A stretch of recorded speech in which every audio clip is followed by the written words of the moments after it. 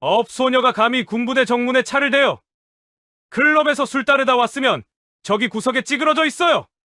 그 말을 들은 순간 배서진의 손이 미세하게 떨렸습니다. 레이스 원피스를 입고 외제차에서 내린 그녀를 젊은 헌병 일병은 그렇게 부르고 있었죠. 하지만 배서진은 아직 아무 말도 하지 않았습니다.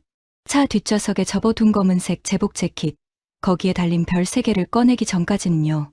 그리고 바로 그 순간 배서진이 천천히 재킷을 꺼내 어깨에 걸치자 정문 전체가 얼어붙었습니다. 햇빛에 반짝이는 별 3개, 대한민국 육군 중장. 업소녀라고 손가락질했던 헌병 일병은 그 자리에서 무릎이 꺾였고 주변 병사들은 숨소리조차 내지 못했죠. 하지만 이건 시작에 불과했습니다. 그날 이후 이 부대는 완전히 무너졌거든요. 사단장은 직무정지 당했고 헌병대는 전면 재편됐으며 수십 년간 쌓여온 부패와 갑질이 한순간에 폭로됐습니다. 단 한 사람, 별 3개를 단 여자 때문에요. 그럼 대체 어떻게 이런 일이 가능했을까요? 지금부터 그 이야기를 시작하겠습니다. 무료로 할 수 있는 가장 큰 응원, 구독과 좋아요로 함께 해주세요. 이 이야기에서 마음이 따뜻해지셨다면 댓글에 용기라는 단어를 남겨주세요. 진짜 용기는 누군가를 비웃지 않고 일으켜 세우는 데서 시작됩니다. 새벽 5시, 배서진은 눈을 떴습니다. 서울 용산의 오래된 군인 아파트. 연식이 느껴지는 베란다 창틀에는 아직도 90년대식 알루미늄 창문이 달려 있었어요. 겨울마다 틈새로 바람이 숭숭 들어오던 그 창문이지만 배서진은 일부러 교체하지 않았습니다. 여기가 내 시작이었으니까. 이 집은 배서진이 소위 시절 월급으로 겨우 장만한 첫 보금자리였습니다. 그때 함께 밤새워 라면 끓여 먹던 동기들의 웃음이 배어있는 곳이었죠. 거실 한쪽에는 색이 바랜 흑백 사진이 걸려 있었습니다. 육군 여군 일기, 논산 훈련소 입소 기념. 짧은 스포츠 머리에 얼굴이 까맣게 그을린 젊은 여군들이 줄지어 서 있고 맨 끝에 배서진이 있었어요. 그 사진 속 배서진은 아직 몰랐죠. 앞으로 수십 년 동안 얼마나 많은 말을 들어야 할지. 여자 주제의 군대는 무슨 군대야? 어차피 결혼하면 그만둘 거면서 왜 자리 차지하고 있어? 여군은 그냥 꽃병이지 뭐. 장군, 평생 가도 별 하나도 못 달아. 그 말들을 들을 때마다 배서진은 이를 악물었습니다. 더 뛰고, 더 들고, 더 버텼어요. 남자 동기들이 유격훈련에서 포기할 때 배서진은 끝까지 완주했습니다. 해외 파병에서 배제당했을 때도 배서진은 다른 길을 찾아 실력을 쌓았죠. 그렇게 30년이 흘렀고 어느새 배서진의 어깨에는 별 3개가 달려 있었습니다. 거울 앞에 섰습니다. 50대 후반의 나이지만 잘 관리된 몸매와 단정한 얼굴. 오늘은 정복이 아닌 연한 베이지색 레이스 원피스를 꺼내 입었어요. 오늘은 그냥 평범한 엄마로 가보자. 머리를 빗던 배서진의 휴대폰에서 알림이 울렸습니다. 엄마, 오늘은 꼭 점심 같이 먹어요. 군부대 앞 분식집 아직 있을까? 엄마랑 거기서 떡볶이 먹고 싶어요. 보고 싶어요, 엄마. 딸 배연우의 메시지였습니다. 학군단 장교로 임관해 어느새 대위가 된 딸. 배서진의 자랑이자 걱정이었죠. 내 딸이 근무하는 부대가 과연 깨끗할까? 배서진은 휴대폰을 내려놓고 서재로 걸어갔습니다. 책상 위에는 두툼한 서류 봉투가 놓여 있었어요. 국방부 감사관실에서 올라온 극비 문서, 마루마루 사단 헌병대, 상습 갑질 및 민간인 폭행 의혹. 보고서를 넘기는 배서진의 손끝이 차갑게 식었습니다. 제보 내용이 하나하나 눈에 들어왔어요. 헌병대장, 민간인에게 폭언 및 협박, 사단급 간부, 군납업체와 유착 의혹, VIP 접대용 차량, 헌병 차량으로 위장. 그리고 보고서 맨 끝에 한 줄이 적혀 있었습니다. 별 1개만 더 움직이면 이 부대는 바로 정리됩니다. 하지만 윗선의 압력이 너무 셉니다. 장군님, 직접 오셔야 합니다. 배서진은 보고서를 덮으며 쓴웃음을 지었습니다. 윗선의 압력이라. 설마 그 사람이? 머릿속에 한 얼굴이 떠올랐습니다. 20년 전 배서진이 소령이었을 때 상관이었던 그 사람. 여자라서 안 된다며 배서진을 해외 파병 명단에서 지워버렸던 바로 그 사람. 그리고 지금 그 사람은 마루마루 사단의 사단장이었습니다. 배서진은 옷장에서 정복 재킷을 꺼냈습니다. 검은색 가죽 재킷, 어깨에 달린 금빛 별 3개. 조심스럽게 접어서 차 뒷좌석에 실었어요. 오늘은 별을 감추고 가야겠어. TV 옆에 놓인 낡은 공중전화 카드 뭉치를 슬쩍 만졌습니다. 80년대 말, 훈련소에서 남자 동기들이 줄을 서서 여자친구에게 전화하던 그때, 배서진은 집에 돈이 없어 전화를 못 걸었어요. 그때 한 선임이 비웃으며 말했죠. 여자애가 군대는 왜 와서 집에 돈도 없으면서 그냥 시집이나 가지. 배서진은 그날의 수치심을 평생 잊지 않았습니다. 그리고 다짐했죠. 약한 사람들만 늘 손해보는 세상은 내가 바꾸겠어. 차에 시동을 걸었습니다. 평범한 번호판, 평범한 복장. 오늘은 중장 배서진이 아닌 그냥 딸을 만나러 가는 평범한 엄마였습니다. 내비게이션에 목적지를 입력했어요. 강원도 마루마루 사단 정문. 진짜 군대의 모습은 별이 보이지 않을 때 드러나니까. 차가 아파트 단지를 빠져나갔습니다. 100m의 빛이 낡은 건물이 점점 작아졌어요. 저기서 시작된 긴 여정, 그 끝에 별 3개가 있었습니다. 하지만 오늘 배서진은 그 별을 감출 생각이었습니다. 아니, 감춰야만 했어요. 진실은 권력이 보이지 않을 때 모습을 드러내니까요. 차는 경부 고속도로를 달렸습니다. 배서진은 오래된 휴게소 하나를 지나쳤어요. 예전 같았으면 들렀을 곳이었죠. 80년대 장병들이 외박 나갔다 돌아오며 꼭 사오던 호두과자를 파는 곳이었거든요. 이 맛도 이제 아는 사람이 몇이나 될까. 배서진이 창밖을 바라보고 있을 때 휴대폰이 울렸습니다. 여보세요. 육군본부 전력참모부 배서진 중장입니다. 장군님, 어제 보고드린 마루마루 사단건 말입니다. 감사관의 목소리가 조심스러웠어요. 헌병대장이 좀 세게 나온다더군요. 윗선에서 우리를 봐준다. 이런 식으로 으름장을 놓는다는데 혹시 장군님께서 직접 가시는 게 그래서 내가 지금 가는 거예요. 배서진의 목소리는 차분했습니다. 오늘은 그냥 민간인으로요. 이름도 직책도 말 안 할 겁니다. 그래야 진짜 모습이 보이니까. 혹시 위험하시지 않을까요?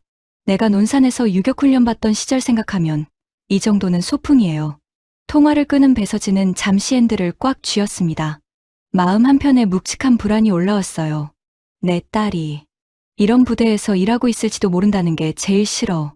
점심 무렵 사단 정문이 보였습니다.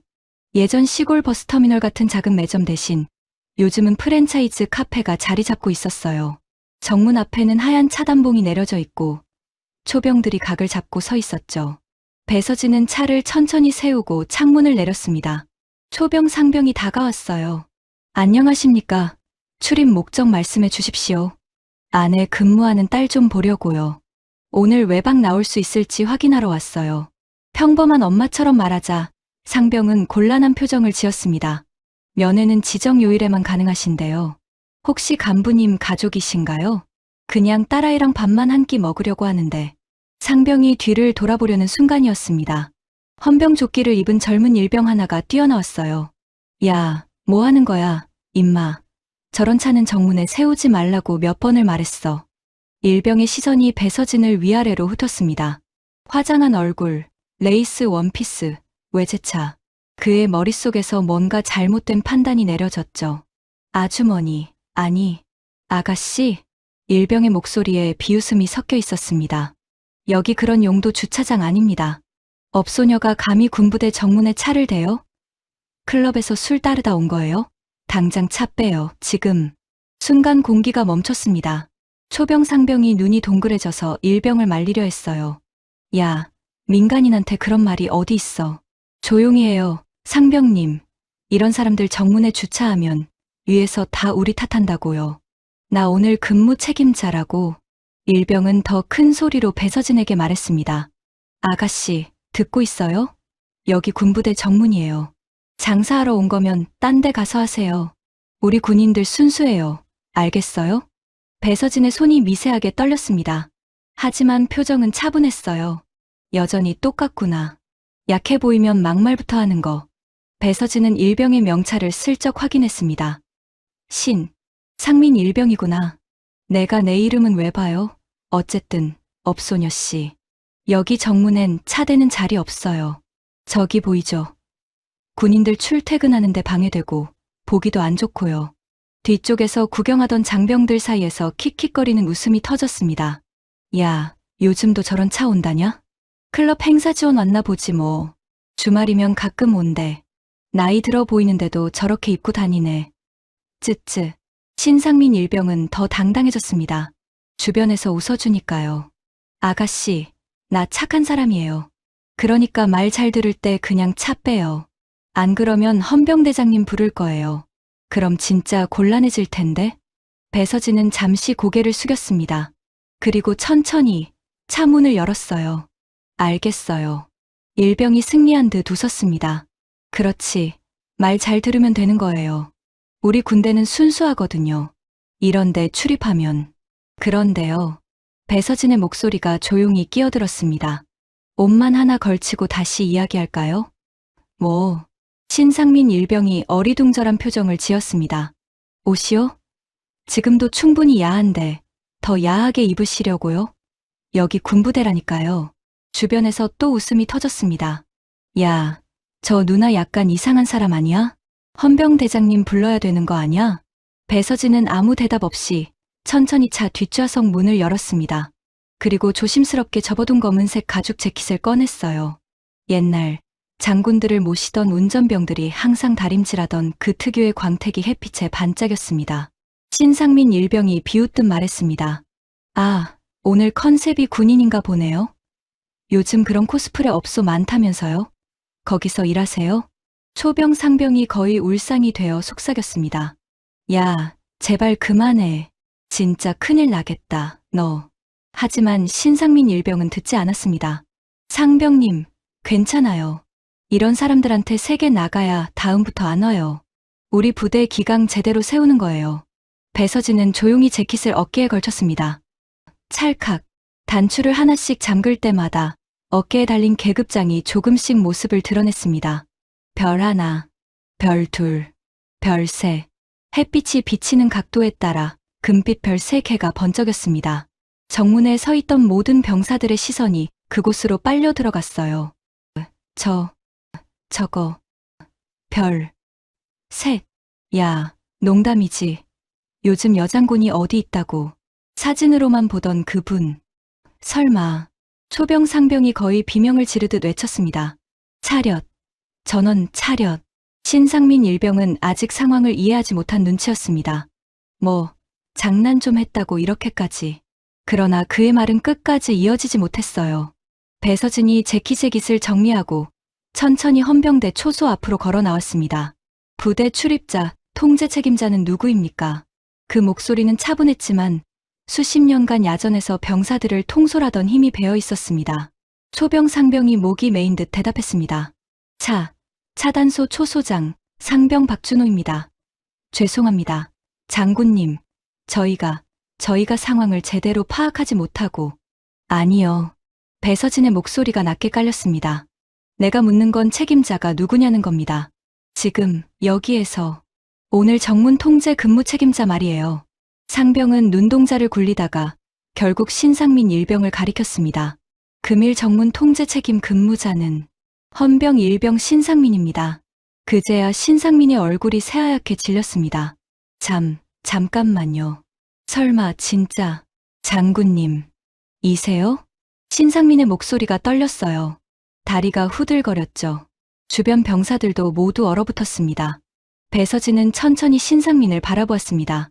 아까 뭐라고 했죠? 저는 업소녀라고 했죠. 클럽에서 술 따르다 왔냐고 물었죠. 그리고 당장 차 빼라고 했죠. 신상민은 말을 잇지 못했습니다. 입술이 파르르 떨렸어요.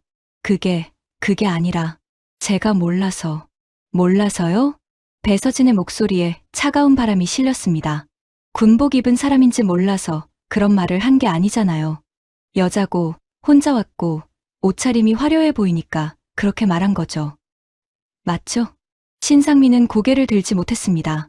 그때 정문 옆 경비실 안에 있던 하급 간부가 허둥지둥 뛰쳐나왔습니다. 무슨 일입니까? 그러다 별 3개를 확인하는 순간 그대로 굳어버렸어요. 장군님. 정문 상공에서 요란한 사이렌 소리가 울렸습니다. 삐용삐용. 부대 전체에 비상경계령이 내려간 거예요. 정문 CCTV에서 상황을 본 지휘통제실이 즉각 VIP 긴급 출입 상황으로 인지한 겁니다. 병사들이 사방에서 뛰어나오기 시작했습니다. 헌병대 차량이 급하게 정문으로 달려왔어요. 무전기에서 다급한 목소리가 터져 나왔죠. 정문의 중장급 장성 출연. 반복합니다. 정문의 중장급 장성 출연. 신원 확인 바랍니다. 아직 확인 중입니다. 신상민 일병은 그 자리에서 무릎을 꿇었습니다. 죄송합니다. 장군님, 제가 미쳤습니다. 진짜 미쳤습니다. 배서진은 그를 내려다보았습니다. 일병. 예. 왜 그랬습니까? 제가 사람을 잘못 보고 진짜 몰랐습니다. 사람을 잘못 본 게 아니에요. 배서진의 목소리가 더 낮아졌습니다. 사람을 낮게 본 거죠. 옷차림이 마음에 안 들고 차가 비싸 보이고 여자 혼자인 것 같으니까 함부로 말해도 된다고 생각한 거예요. 안 그래요? 신상민은 대답하지 못했습니다. 그냥 고개만 조아렸어요. 그때 헌병 중대장이 급하게 달려왔습니다. 장군님, 육군본부 전력참모부 배서진 중장님이시니까. 그렇습니다. 중대장의 얼굴이 일그러졌어요. 죄송합니다. 저희가 교육을 제대로. 교육이요? 배서진이 중대장을 날카롭게 쳐다보았습니다. 그 교육이 민간인에게 업소녀라고 부르는 교육입니까? 아닙니다. 그게 아니라 조금 떨어진 곳에서 누군가 소리쳤습니다. 어머니? 배서진이 고개를 돌리니 제복을 단정히 차려 입은 딸, 대위 배현우가 황급히 뛰어오는 모습이 보였습니다. 엄마, 여기 어떻게? 현우도 곧 정문 앞에 엎드려 있는 신상민 일병과 굳어있는 간부들의 모습을 보고 상황을 눈치챘어요. 설마. 배서진은 딸을 향해 짧게 말했습니다. 현우야. 예, 어머니. 엄마 오늘은 개인 자격으로 온 거 아니야. 합참 전력참모부 부장, 배서진 중장으로 왔어. 현우의 얼굴이 굳었습니다. 주변 병사들도 숨소리를 죽였어요. 헌병대장이 불이 나게 달려왔습니다. 장군님, 제가 헌병대장 김철수 중령입니다. 배서진은 그를 천천히 바라보았습니다. 대장님. 예, 장군님. 이 부대, 평소에도 이렇게 민간인 대합니까? 아닙니다. 이건 정말 특수한 경우고요. 특수한 경우요? 배서진의 눈빛이 차갑게 식었습니다. 그럼 평소엔 어떻게 합니까? 업소녀라고 안 부르나요? 아니면 더 심한 말을 하나요? 장군님, 오늘 이 일병이 실수를 한 건 맞습니다. 하지만이요? 요즘 부대에 유흥업소 차량이 많이 들어오려고 해서 저희가 좀 민감해져 있습니다. 간부들 뒷배를 믿고 들어오는 경우도 있고요. 윗선에서 강하게 차단하라고 해서. 배서진의 눈썹이 꿈틀거렸습니다. 윗선이요? 예, 사단장님께서 직접 VIP 관련 차량은 헌병이 알아서 걸러내라고. VIP 관련 차량이라. 배서진은 의미심장하게 웃었습니다.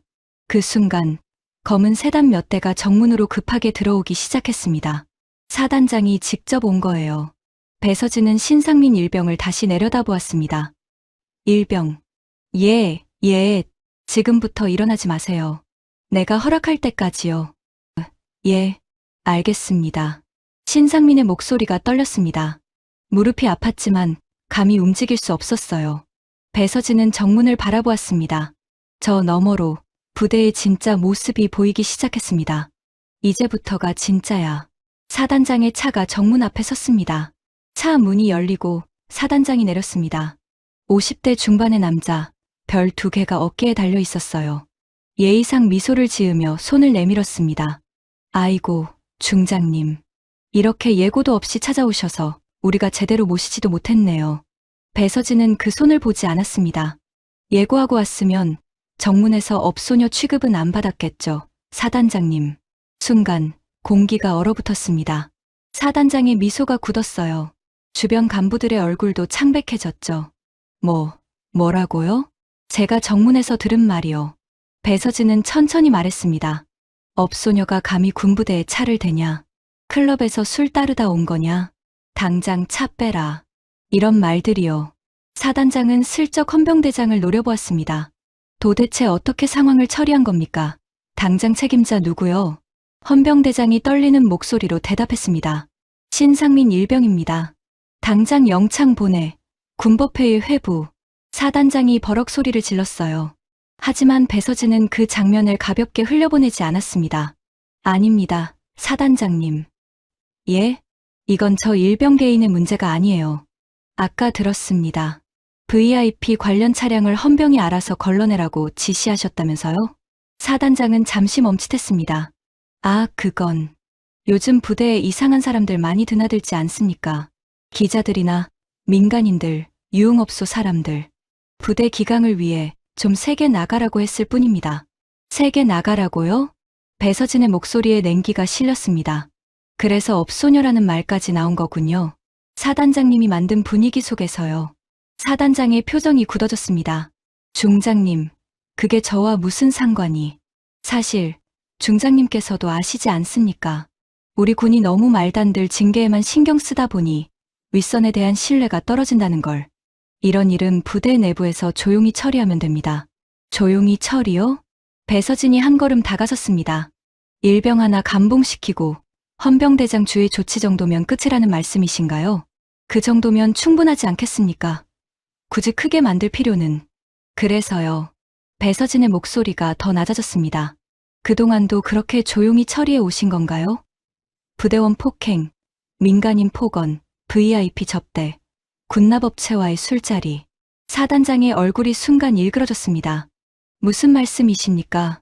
국방부 감사관실로 여러 건의 제보가 올라갔습니다. 배서진은 차분하게 말했어요. 사단장님과 특정 군납업체 대표가 헌병대 차량을 이용해 강남 룸살롱에 출입했다는 내용도 있었고요.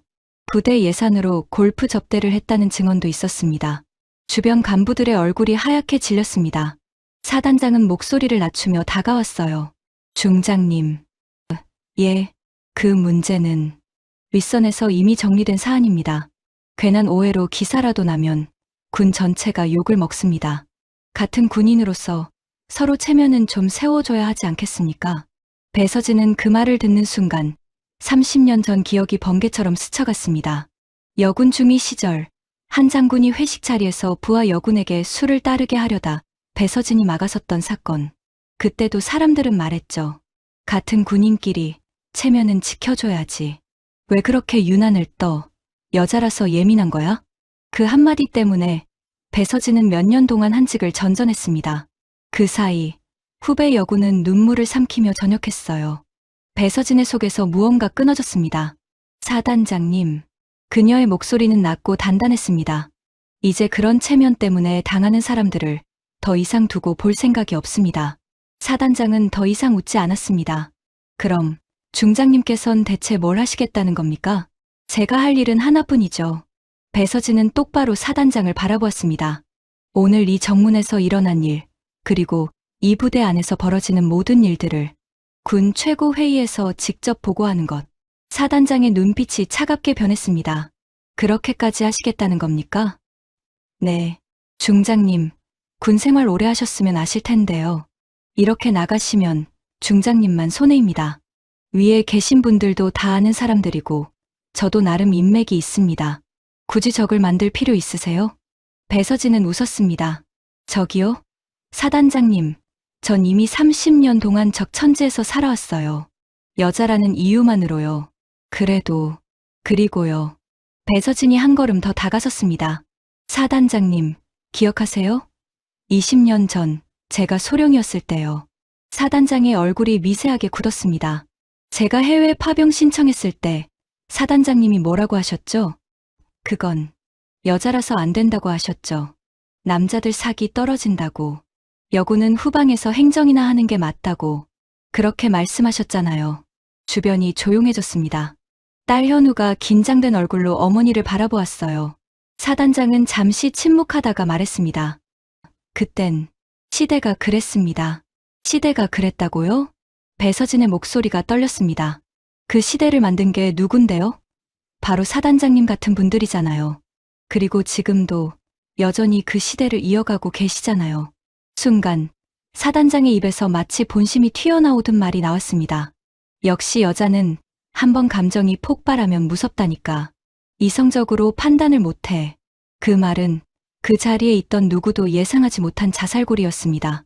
배서진은 깊게 한숨을 쉬었습니다. 좋습니다. 뭐가 좋습니까? 이제 확신이 섰어요. 이건 단순히 일병의 막말이 아니라 윗선의 인식 문제라는 걸. 사단장님이 방금 증명해 주셨네요. 배서진은 천천히 돌아서며 말했습니다. 딸, 예, 어머니. 이 부대 작전 회의실, 지금 당장 비워. 2시간 뒤에 정 간부 소집해. 알겠습니다. 배서진은 마지막으로 사단장을 바라보았습니다. 오늘 이 부대의 진실을 전부 꺼내놓을 겁니다. 사단장님도 준비하세요. 그날 오후 3시 사단본부 작전 회의실. 넓은 회의실이 긴장감으로 가득 찼습니다.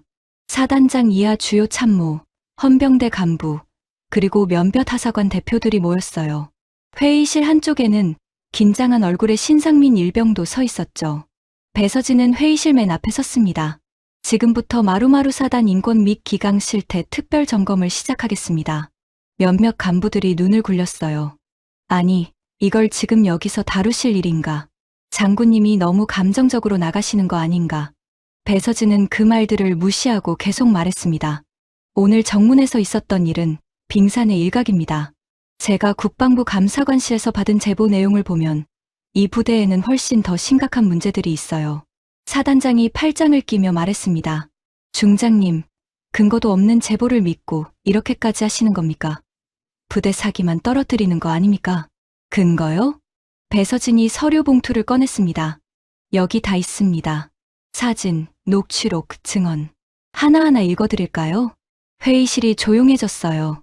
그때 예상외로 먼저 입을 연 사람이 있었습니다. 한중년 부사관이었어요. 장군님, 한 말씀만 드려도 되겠습니까? 배서진이 고개를 끄덕이자 부사관은 마른 침을 삼켰습니다. 저 부사관으로 25년째 근무 중입니다. 솔직히 말씀드리면 이 부대 많이 썩었습니다. 사단장이 버럭 소리를 질렀습니다. 야, 너 지금 무슨 소리 하는 거야? 하지만 부사관은 멈추지 않았어요. 윗분들 골프 치고 술자리 가실 때 헌병들 불러서 운전시키고 병사들 심부름 보내는 거 다들 알고 있습니다. 근데 누구도 입을 못 열어요. 말하는 순간 인사고가 끝이니까요. 진급도 끝이고요. 허위사실 유포 중대장. 사단장이 고함을 질렀습니다. 지금 당장 그만두고 나가. 군법회의 감이야. 사단장님. 배서진의 목소리가 차갑게 끼어들었습니다. 지금 증언하는 사람 협박하시는 겁니까? 협박이 아니라 거짓말을 바로잡는 겁니다. 그럼 거짓말이라는 증거를 대세요. 지금 당장. 사단장은 입을 다물었습니다. 그때 젊은 여군 중위가 조심스럽게 손을 들었어요. 저도 말씀드릴 게 있습니다. 모두의 시선이 그녀에게 쏠렸습니다. 실제로 상급자들이 여군에게 술자리에 동석하라고 요구한 사례가 여러 번 있었습니다. 거부하면 인사상 불이익을 받는다는 말도 들었고요. 저도 한번 보고를 올리려다 포기했습니다. 무서워서요. 배서진은 조용히 그녀를 바라보았습니다. 과거의 배서진 자신을 보는 듯 했어요. 고맙습니다, 중위. 용기 내줘서. 회의실 뒤편에서 신상민 일병이 울먹이며 말했습니다. 저도 말하고 싶습니다. 모두의 시선이 신상민에게 쏠렸어요. 제가 한 말 정말 잘못된 거 압니다. 근데 우리 부대에서는요. 솔직히 그런 말이 농담처럼 오고 갔습니다. 야, 내가 지금 무슨 소리를. 헌병대장이 소리쳤지만 신상민은 계속했습니다. 사단장님, 그리고 몇몇 간부님들이 외부에서 오시는 분들 보고 어디 업소에서 데려온 거냐 이런 말 아무렇지 않게 하셨습니다. 우리도 그게 그냥 군대식 농담인 줄 알았고요. 그래서 저도 이 새끼가. 사단장이 벌떡 일어났습니다. 너 지금 누구 말을 하고 있는지 알기나 해? 내가 감히 사단장한테. 배서진이 손을 들어 제지했습니다. 사단장님, 지금은 병사의 입을 막을 때가 아닙니다. 이건 명백한 모함입니다.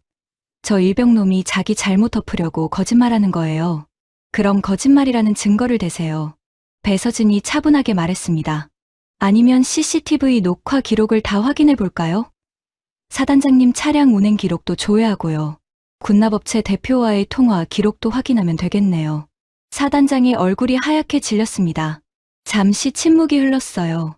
배서진이 천천히 말했습니다. 내가 군 생활을 하면서 깨달은 게 하나 있습니다. 군대의 썩은 냄새는 늘 아래에서 나는 것처럼 보이지만 실제로는 윗물에서부터 썩는다는 거예요. 배서진은 회의실을 둘러보았습니다. 오늘 신상민 일병이 한 말, 분명히 잘못했습니다. 하지만 저 일병은 어디서 그런 말을 배웠을까요? 누가 그런 분위기를 만들었을까요? 아무도 대답하지 않았습니다. 바로 여기 계신 분들입니다. 배서진의 목소리가 회의실 전체를 채웠어요. 사단장님이 민간인을 무시하고 여군을 함부로 대하고 VIP 접대에 병사들을 동원하는 모습을 보고 자란 병사들이 정문에서 똑같이 행동한 겁니다. 배운 대로 한 거예요. 사단장이 이를 악물며 말했습니다. 그래서 날 어떻게 하시려고요? 나 하나 잘라낸다고 군 전체가 깨끗해집니까? 배서진은 고개를 끄덕였습니다. 맞습니다. 사단장님 한 분 잘라낸다고 모든 문제가 해결되진 않겠죠. 그럼, 하지만 시작은 할 수 있습니다. 배서진의 목소리가 단단해졌습니다. 그리고 저는 그 시작이 되려고 별 3개를 달았습니다. 여자라는 이유로 무시당하고 깔보이고 좌천당하면서도 여기까지 온 이유가 바로 이겁니다. 회의실이 고요해졌어요. 배서진은 딸 현우를 바라보았습니다. 현우야. 예, 어머니. 국방부 감사관실에 연락해. 특별감사단 파견 요청한다고. 그리고 군사경찰대도 불러. 알겠습니다. 사단장이 비웃었습니다. 중장님, 그렇게 나가시면 중장님도 군에서 오래 못 버팁니다. 위에 계신 분들이 가만 안 둘 거예요. 그럴 수도 있겠죠. 배서진은 담담하게 말했습니다. 하지만 저는 벌써 30년 동안 버텨왔어요. 조금 더 버티는 거 어렵지 않습니다. 배서진은 회의실을 나서며 마지막으로 말했습니다. 내일 아침까지 이 부대의 모든 비리 관련 자료를 제 앞에 올려놓으세요. 안 그러면 제가 직접 찾아내겠습니다. 문이 닫혔습니다. 회의실에 남은 사람들은 아무 말도 하지 못했어요.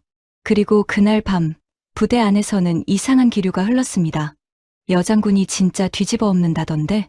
사단장님 직무정지 된대. 이거 진짜 큰일 나는 거 아냐? 그날 밤 배서진은 부대 안장교 숙소에서 묵었습니다. 낡은 침대에 누웠지만 잠이 오지 않았어요.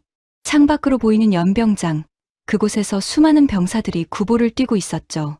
저 아이들은 과연 깨끗한 군대를 경험하고 있을까? 휴대폰이 울렸습니다. 국방부 차관이었어요.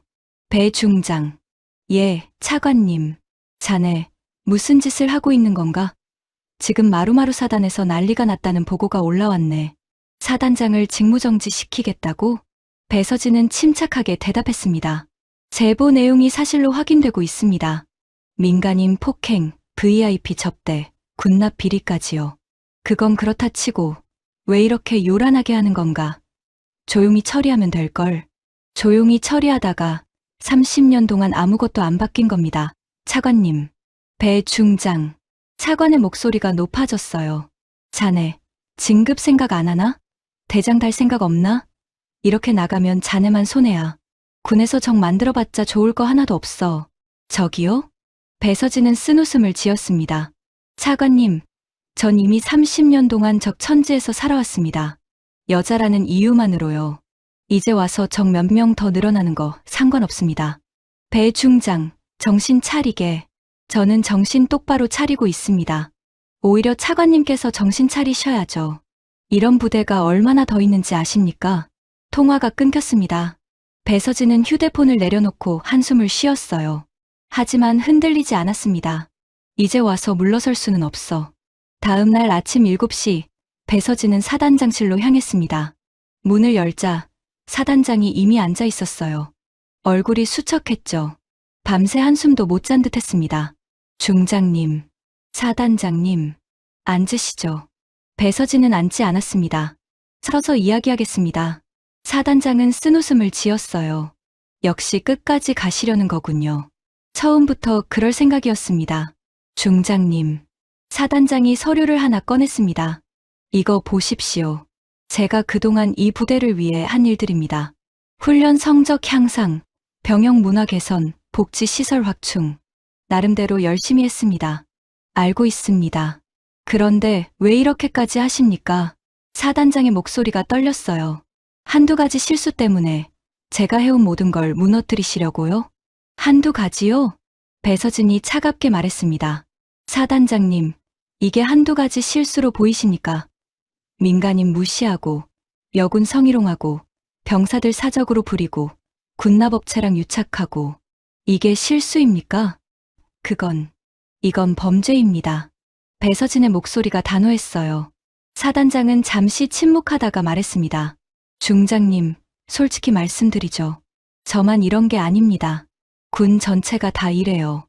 중장님도 아시잖아요. 골프 접대, 술자리 동원, 이런 거 안 하는 부대가 어디 있습니까? 그래서요? 그러니까 저만 잘라내봤자 소용없다는 겁니다. 차라리 조용히 덮고 앞으로 잘하겠다고 하면 안 됩니까? 배서진은 고개를 저었습니다. 안 됩니다. 왜입니까? 왜냐하면 배서진이 창밖을 바라보았어요.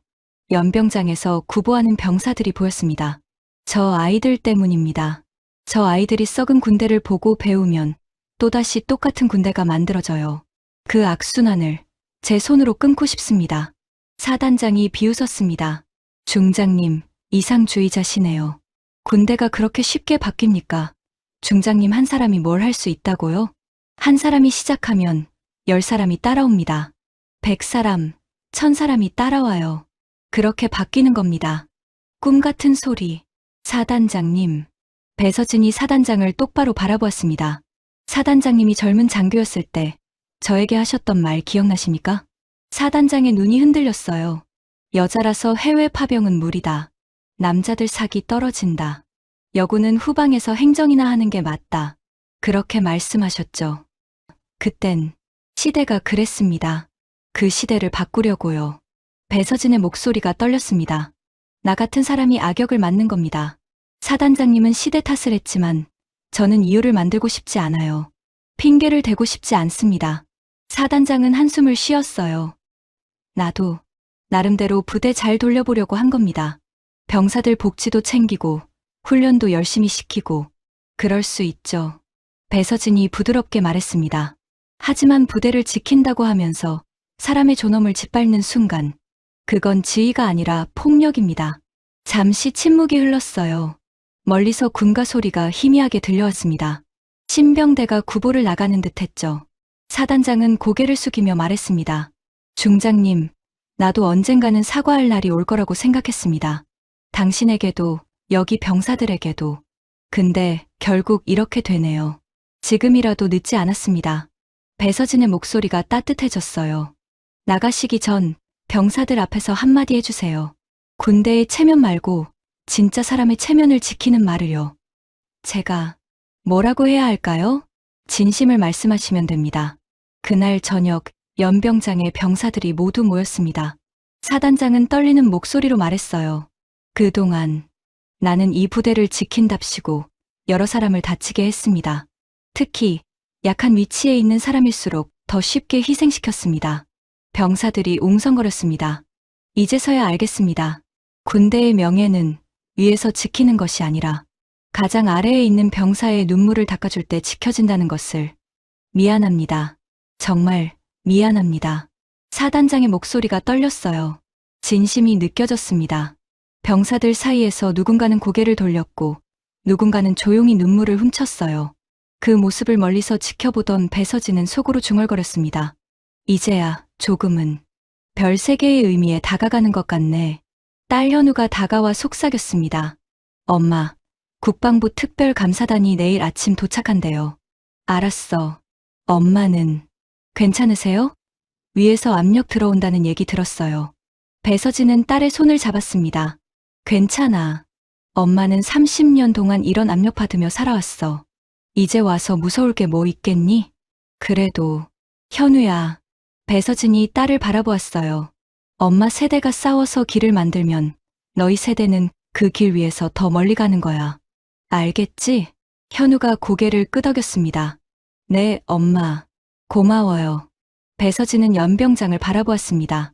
별이 뜬 하늘 아래 병사들이 하나둘 숙소로 돌아가고 있었어요. 별 3개의 진짜 힘은 무릎 꿇게 만드는 데 있는 게 아니야. 넘어진 사람을 일으켜 세우는 데 있지. 며칠 뒤 국방부 특별감사단과 군사경찰 수사팀이 마루마루 사단에 전격 투입되었습니다. 새벽부터 검은 차량 10여 대가 부대 안으로 들어왔어요. 감사관들이 서류 가방을 들고 내렸고 군사경찰들은 본부 건물을 봉쇄하기 시작했습니다.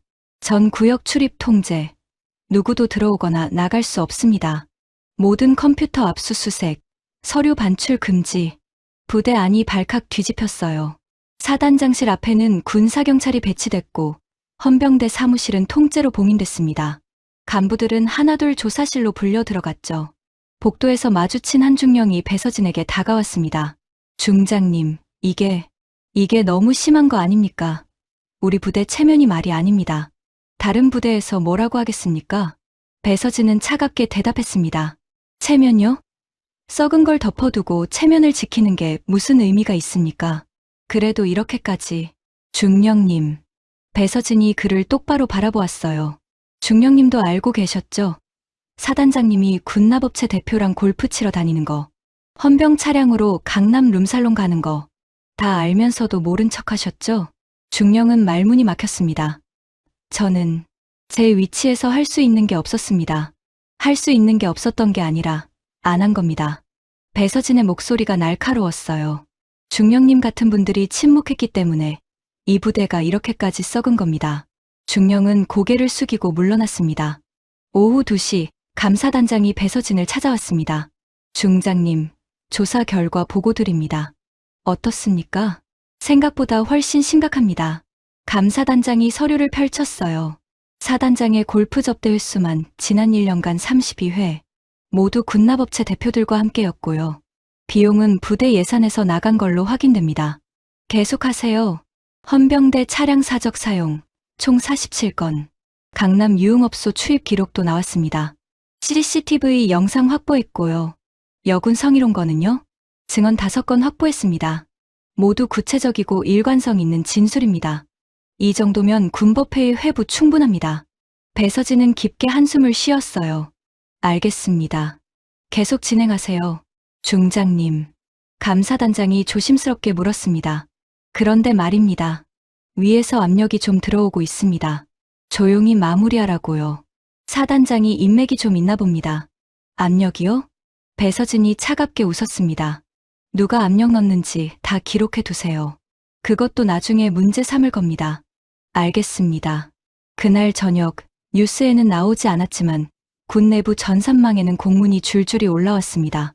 마루마루 사단 지휘부, 군납비리 및 인권침해 의혹 조사 착수, 사단장 직무정지 조치, 후임 사단장 임시 배치, 부대 식당, 생활관, 행정반, 곳곳에서 그 이야기가 오르내렸어요.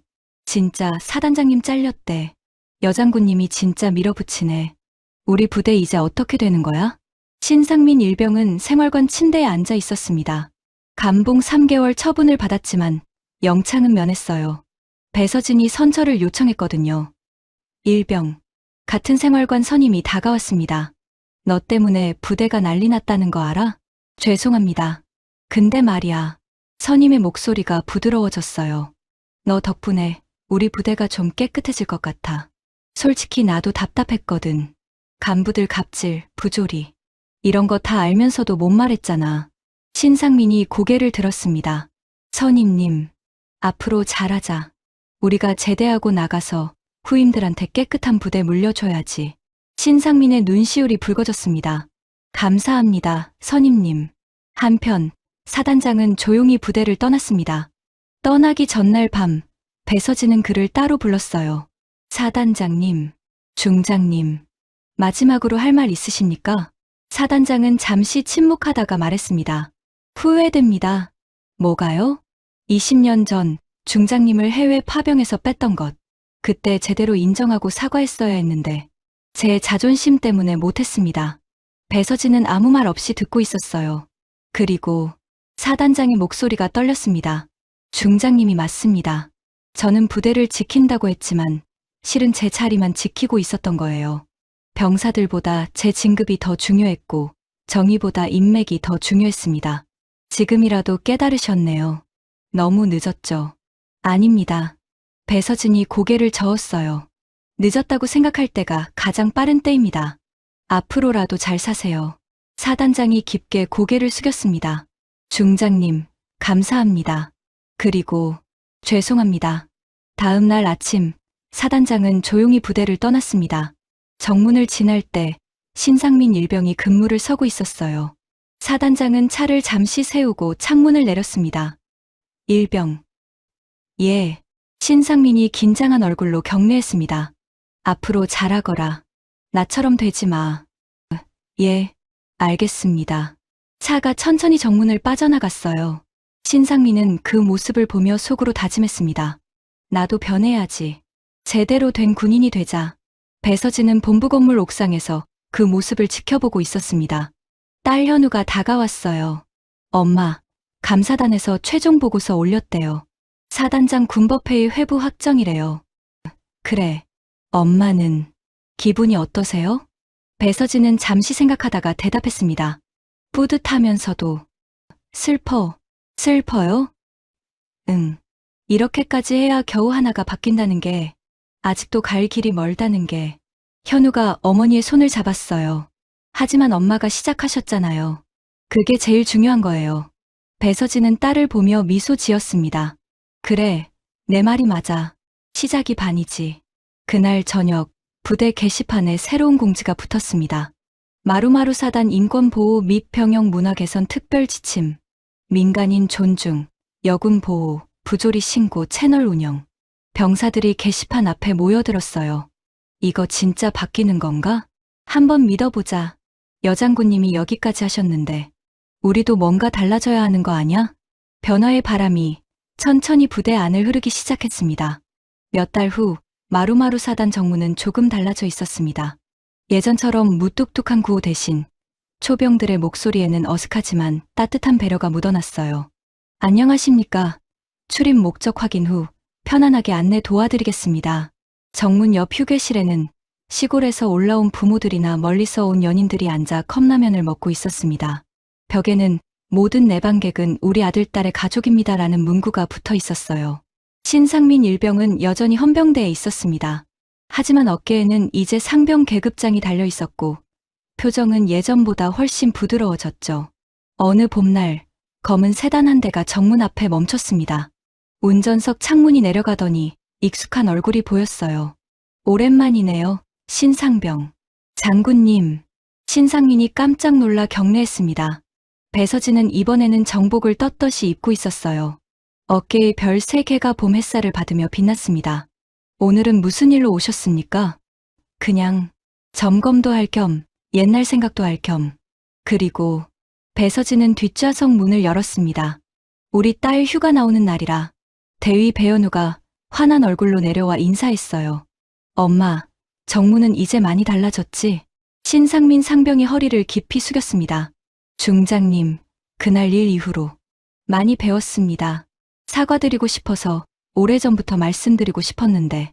배서진은 미소를 지었습니다. 이미 행동으로 충분히 사과했잖아요. 정문 분위기 많이 좋아졌던데요. 감사합니다. 앞으로도 더 잘하겠습니다. 그때 버스를 타고 내려오는 신병들의 얼굴이 보였습니다. 휴대폰 대신 낡은 공중전화 카드 자판기가 설치된 부스 앞에서 누군가 부모님 번호를 적어 내려가고 있었어요. 배서진은 그 모습을 보며 조용히 말했습니다. 우리 세대가 겪은 군대의 상처, 이 아이들 세대에게는 물려주고 싶지 않아요. 현우가 고개를 끄덕였습니다.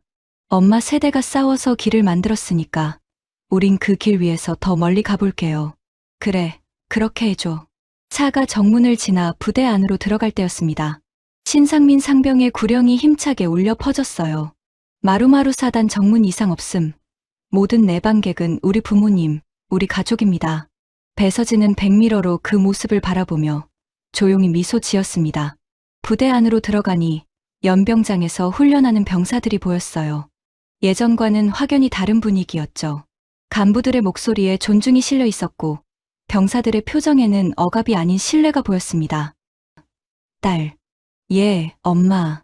이 부대 정말 많이 달라. 네. 새로 오신 사단장님이 정말 열심히 하세요. 병영 문화 개선, 인권 교육, 신고 채널 활성화 다 제대로 돌아가고 있어요. 다행이네. 배서진은 창밖을 바라보았습니다. 하나가 바뀌니까 열이 바뀌고 백이 바뀌는구나.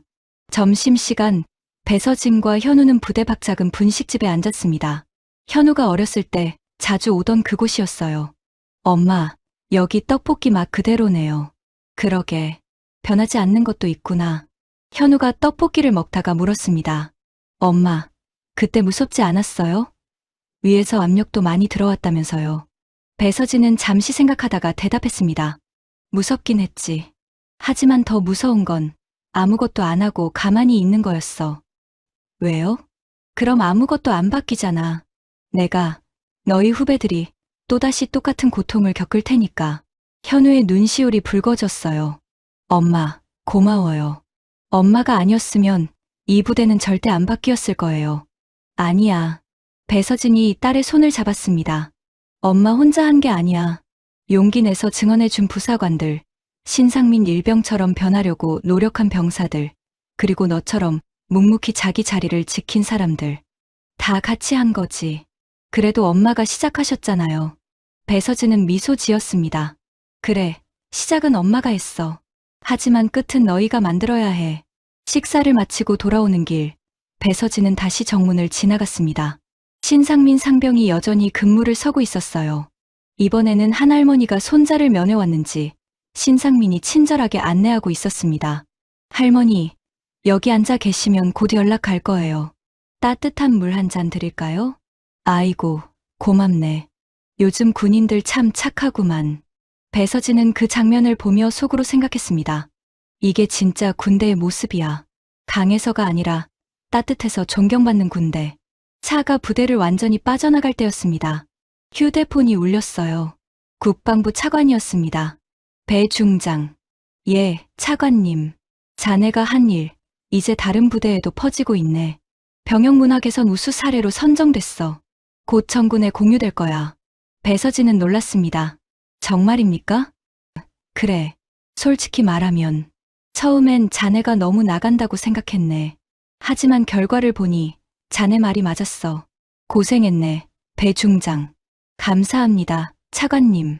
통화를 끊은 배서진은 깊은 한숨을 쉬었습니다. 현우가 물었어요. 엄마, 무슨 전화예요? 우리 부대가 우수 사례가 됐대. 정말요? 대박. 그러게. 한 사람이 시작하면 10사람이 따라오고 100사람이 따라온다더니 진짜 그렇게 되는구나. 배서진은 하늘을 바라보았습니다. 한때는 자신을 짓밟던 말, 여자 주제에라는 말에 맞서 버텨온 세월이 주마등처럼 스쳤어요. 이제 배서진의 마음에는 하나의 문장만 남아 있었습니다. 별 3개의 진짜 힘은 무릎 꿇게 만드는 데 있는 게 아니야. 넘어진 사람을 일으켜 세우는 데 있어. 그날 저녁, 배서진은 집으로 돌아왔습니다. 낡은 군인 아파트, 90년대식 알루미늄 창문이 여전히 그곳에 있었어요. 거실 벽에 걸린 흑백 사진을 바라보았습니다. 육군 여군 일기, 논산 훈련소 입소 기념. 짧은 스포츠 머리에 얼굴이 까맣게 그을린 젊은 배서진이 웃고 있었죠. 그때의 나한테 말해주고 싶어. 괜찮다고, 내가 버틴 만큼 세상이 조금씩 바뀐다고. 배서진은 제복 재킷을 벗어 옷걸이에 걸었습니다. 어깨에 별 3개가 조명빛에 반짝였어요. 그 별은 이제 두려움의 상징이 아니었습니다. 변화의 상징이었죠. 희망의 상징이었습니다. 그리고 무엇보다 용기의 상징이었어요. 배서진은 창밖을 바라보았습니다. 저 멀리 불 켜진 다른 군인 아파트들이 보였죠. 저 안에도 나처럼 버티고 있는 사람들이 있겠지. 여자라서, 약해 보여서, 계급이 낮아서, 온갖 이유로 힘들어하는 사람들. 배서진은 속으로 다짐했습니다. 나는 계속 싸울 거야. 별 3개가 있는 동안 할 수 있는 모든 걸 할 거야. 자신의 싸움이 누군가에게는 위로가 되고 누군가에게는 용기가 된다는 것을. 그리고 그렇게 세상은 조금씩 바뀐다는 것을. 한 사람의 별 3개가 조금은 다른 세상을 만들어 가고 있었습니다. 오늘 이야기 어떠셨나요? 여러분은 사람을 겉모습만 보고 판단한 적 없으신가요? 오늘 이야기 속 헌병은 레이스 원피스를 입은 여성을 업소녀로 오해했지만 그녀는 별 3개를 단 중장이었습니다. 진짜 힘이란 무엇일까요? 그것은 권력으로 누군가를 무릎 꿇게 만드는 게 아니라 넘어진 사람을 일으켜 세우는 데 있습니다. 한 사람의 작은 용기가 부대 전체를 바꿨듯이 우리도 부조리 앞에서 침묵하지 않을 때 세상은 조금씩 변합니다. 여러분의 용기 있는 한마디가 누군가에겐 세상을 바꾸는 시작이 될 수 있다는 걸 기억하세요. 지금까지 인생은 옆집 사연이었습니다. 감사합니다. 야, 여군이 별거냐? 그냥 걸레 같은 년들 아니냐? 박중령님! 윤성이, 너 같은 년들이 진짜 군인이라고 생각해? 그냥 군복 입은 창녀들이지? 제발! 그만하세요. 전 장병 주목! 새로운 부사단장님이 도착하십니다! 저게 뭐야? 윤성이가 준장이라고? 박중령, 지금도 저를 걸레라고 생각하십니까? 저는 걸레가 아닙니다. 저는 대한민국 군인입니다. 과연 여러분은 상상할 수 있나요? 여러분 본인 혹은 자녀가 치욕스런 욕을 먹는다면 가만히 있을 수 있을까요? 그 여군이 다음날 별 3개를 가슴에 달고 나타난다면 어떤 일이 벌어질까요? 사연 들으시고 잔잔한 울림이 와닿았다면 무료로 할 수 있는 가장 큰 응원, 구독과 좋아요로 함께 해주세요.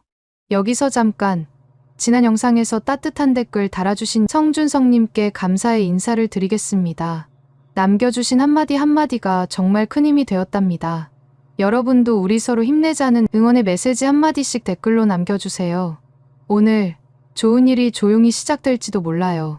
서울 외곽 제7보병사단 본부 건물 지하 1층 인사과장실의 희미한 형광등 불빛 아래에서 윤성이 중령이 빨간 봉투를 손에 들고 망설이고 있었습니다. 45살이 윤성이는 25년이라는 긴 군 생활을 해오면서 이런 기분을 느껴본 적이 없었습니다. 봉투 겉면에는 대회비라는 빨간 도장이 선명하게 찍혀 있었고 받는 사람 난에는 분명히 윤성이 중령이라고 정자체로 적혀 있었습니다. 봉투의 무게감만으로도 그 안에 담긴 내용이 얼마나 중요한지 짐작할 수 있었습니다. 이게 정말일까? 내가 꿈을 꾸고 있는 건 아닐까? 윤성이는 속으로 중얼거리며 봉투를 다시 한번 자세히 들여다봤습니다.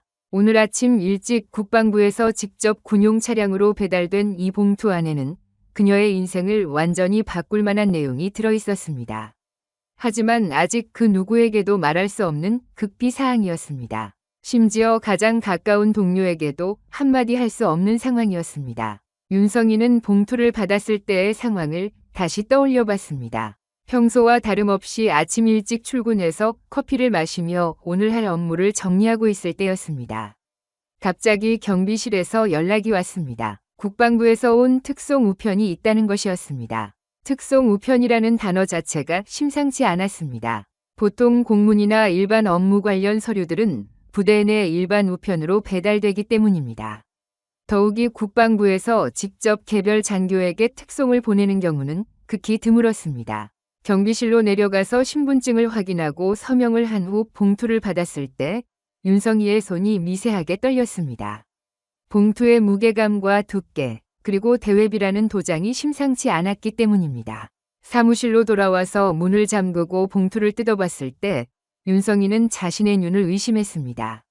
그 안에 들어있던 문서를 보는 순간 온몸에 전율이 흘렀고 손이 너무 떨려서 문서를 제대로 잡을 수도 없었습니다. 똑똑, 갑작스러운 노크 소리에 윤성이는 깜짝 놀라며 봉투를 재빨리 서랍 깊숙이 감추고 평상시처럼 서류를 정리하는 척했습니다. 심장이 빠르게 뛰는 것을 느끼며 최대한 자연스럽게 목소리를 냈습니다. 하지만 목소리가 평소보다 약간 높아진 것을 스스로도 느낄 수 있었습니다. 들어오세요. 윤중령님, 큰일 났습니다. 급하게 들어온 것은 같은 과에서 근무하는 이대위였습니다. 29살의 이대위는 평소와 달리 얼굴이 창백했고 목소리도 심하게 떨리고 있었습니다. 이대위는 윤성이를 매우 존경하는 후배 장교 중 한 명으로 항상 밝고 긍정적인 모습을 보여왔는데 오늘은 뭔가 달랐습니다. 평소 같으면 예의 바르게 노크를 하고 천천히 들어오는데 오늘은 마치 급한 상황에 쫓기듯 서둘러 들어왔습니다. 윤성이는 깜짝 놀라며 자리에서 일어났습니다. 무슨 일인가요? 그렇게 급하게 뛰어와서는 얼굴이 왜 그렇게 창백해요? 무슨 사고라도 났나요? 박중령님이 오늘 저녁 회식 자리에서 뭔가 특별한 발표를 하신다고 하는데 그게 윤중령님과 관련된 일이라는 소문이 부대 전체에 돌고 있습니다. 심지어 다른 과 장교들도 다 알고 있어요. 아니, 부대 전체가 웅성거리고 있다고 해야 맞을 것 같습니다. 윤성이의 심장이 마치 북을 치듯 빠르게 뛰기 시작했습니다. 혹시 박진호 중령이 자신의 비밀을 미리 알고 있는 것은 아닐까? 아니면 자신을 완전히 공경에 빠뜨리려는 치밀한 음모를 꾸미고 있는 것일까? 박진호는 지난 1년간 기회가 있을 때마다 윤성이를 노골적으로 견제해왔습니다. 특히 여군이라는 이유만으로 각종 중요한 작전 회의에서 배제시키려 했고 부대 훈련 평가에서도 의도적으로 다른 장교들보다 혹독하게 대했습니다. 심지어 지난달에는 윤성이이 제안한 부대 개선안을 회의에서 공개적으로 비판하며 여군의 시각으로는 이해할 수 없는 부분이 많다는 발언까지 했었습니다. 어떤 발표라는 거죠? 정확히 누가 그런 소문을 퍼뜨리는 건가요? 소문의 출처가 어디인지 알 수 있나요? 혹시 박중령 님이 직접 뭔가 말씀하신 건가요? 정확한 내용은 아무도 모르겠지만 아까 박중령 님이 사단장님과 약 1시간 반 동안 단독 면담을 하셨다고 합니다. 평소에 사단장님과 개별 면담을 거의 하지 않으시던 분인데 말입니다. 그리고 나서 갑자기 오늘 저녁에 전 장교 회식을 제안하셨어요. 평소에 회식이나 친목 모임을 별로 좋아하지 않으시던 분이 말입니다. 게다가 본인이 직접 장소도 예약하고 비용도 전부 지불하겠다고 하셨다네요. 이상하지 않나요? 윤성이는 점점 더 불안해졌습니다. 서랍 속에 감춰둔 빨간 봉투가 자꾸만 신경 쓰였습니다. 혹시 박진호가 국방부 내부 인사 소식을 미리 알고 있는 것은 아닐까? 군대는 생각보다 훨씬 좁은 사회입니다. 특히 중령급 이상의 고위직 장교들 사이에서는 각종 정보가 번개처럼 빠르게 공유되곤 했습니다. 더욱이 박진호는 국방부의 인맥이 상당히 넓은 것으로 유명했습니다.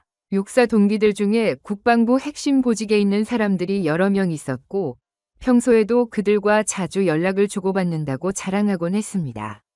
회식 시간과 장소는 정확히 어떻게 되나요?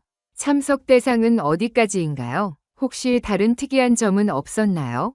7시에 부대 근처 황소마을이라는 고깃집입니다. 박중령 님이 특별히 가장 큰 단체석을 예약하셨다고 하네요. 참석 대상은 중령급 이상 전 장교라고 하는데 이상하게도 윤중령 님만 개별적으로 참석 여부를 확인하셨다고 합니다. 다른 분들은 그냥 일괄 통보였는데 말입니다. 그런데 윤중령 님 정말 괜찮으세요? 얼굴이 평소보다 많이 창백해 보이는데 어디 아프신 건 아니죠?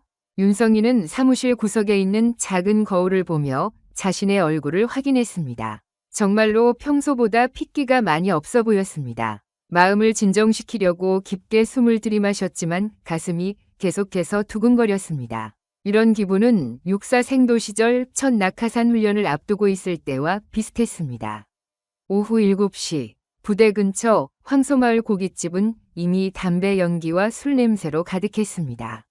박진호 중령이 예약한 가장 큰 단체석에는 중령급 이상 장교들이 하나둘씩 모여들고 있었습니다.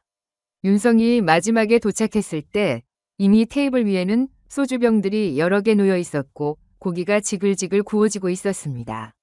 아, 윤중령님 오셨네요. 여기에 앉으세요. 박진호가 일어나서 윤성이를 맞았습니다. 하지만 박진호의 눈빛에는 평소와 다른 이상한 기운이 감돌고 있었습니다. 마치 무언가를 꾸미고 있다는 듯한 표정이었습니다. 윤성이는 다른 동료들과 인사를 나누며 자리에 앉았습니다. 김소령, 정소령, 최중령 등 평소 함께 일하던 장교들이 모여 있었지만 분위기가 어딘지 어색했습니다. 모두들 무언가를 기다리고 있는 듯한 긴장감이 흘렀습니다. 자, 그럼 건배부터 할까요? 박진호가 소주잔을 들어 올렸습니다. 오늘은 제가 이 부대에 온 지 정확히 1년 되는 날입니다. 그동안 여러분들과 함께 일할 수 있어서 영광이었습니다. 건배. 모든 장교들이 일제히 잔을 부딪혔습니다. 윤성이도 억지로 미소를 지으며 건배에 참여했지만 마음 한구석이 계속 불안했습니다. 서랍에 감춰둔 빨간 봉투가 자꾸만 머릿속에 떠올랐기 때문입니다. 첫 번째 병이 비워지고 두 번째 병이 열렸습니다.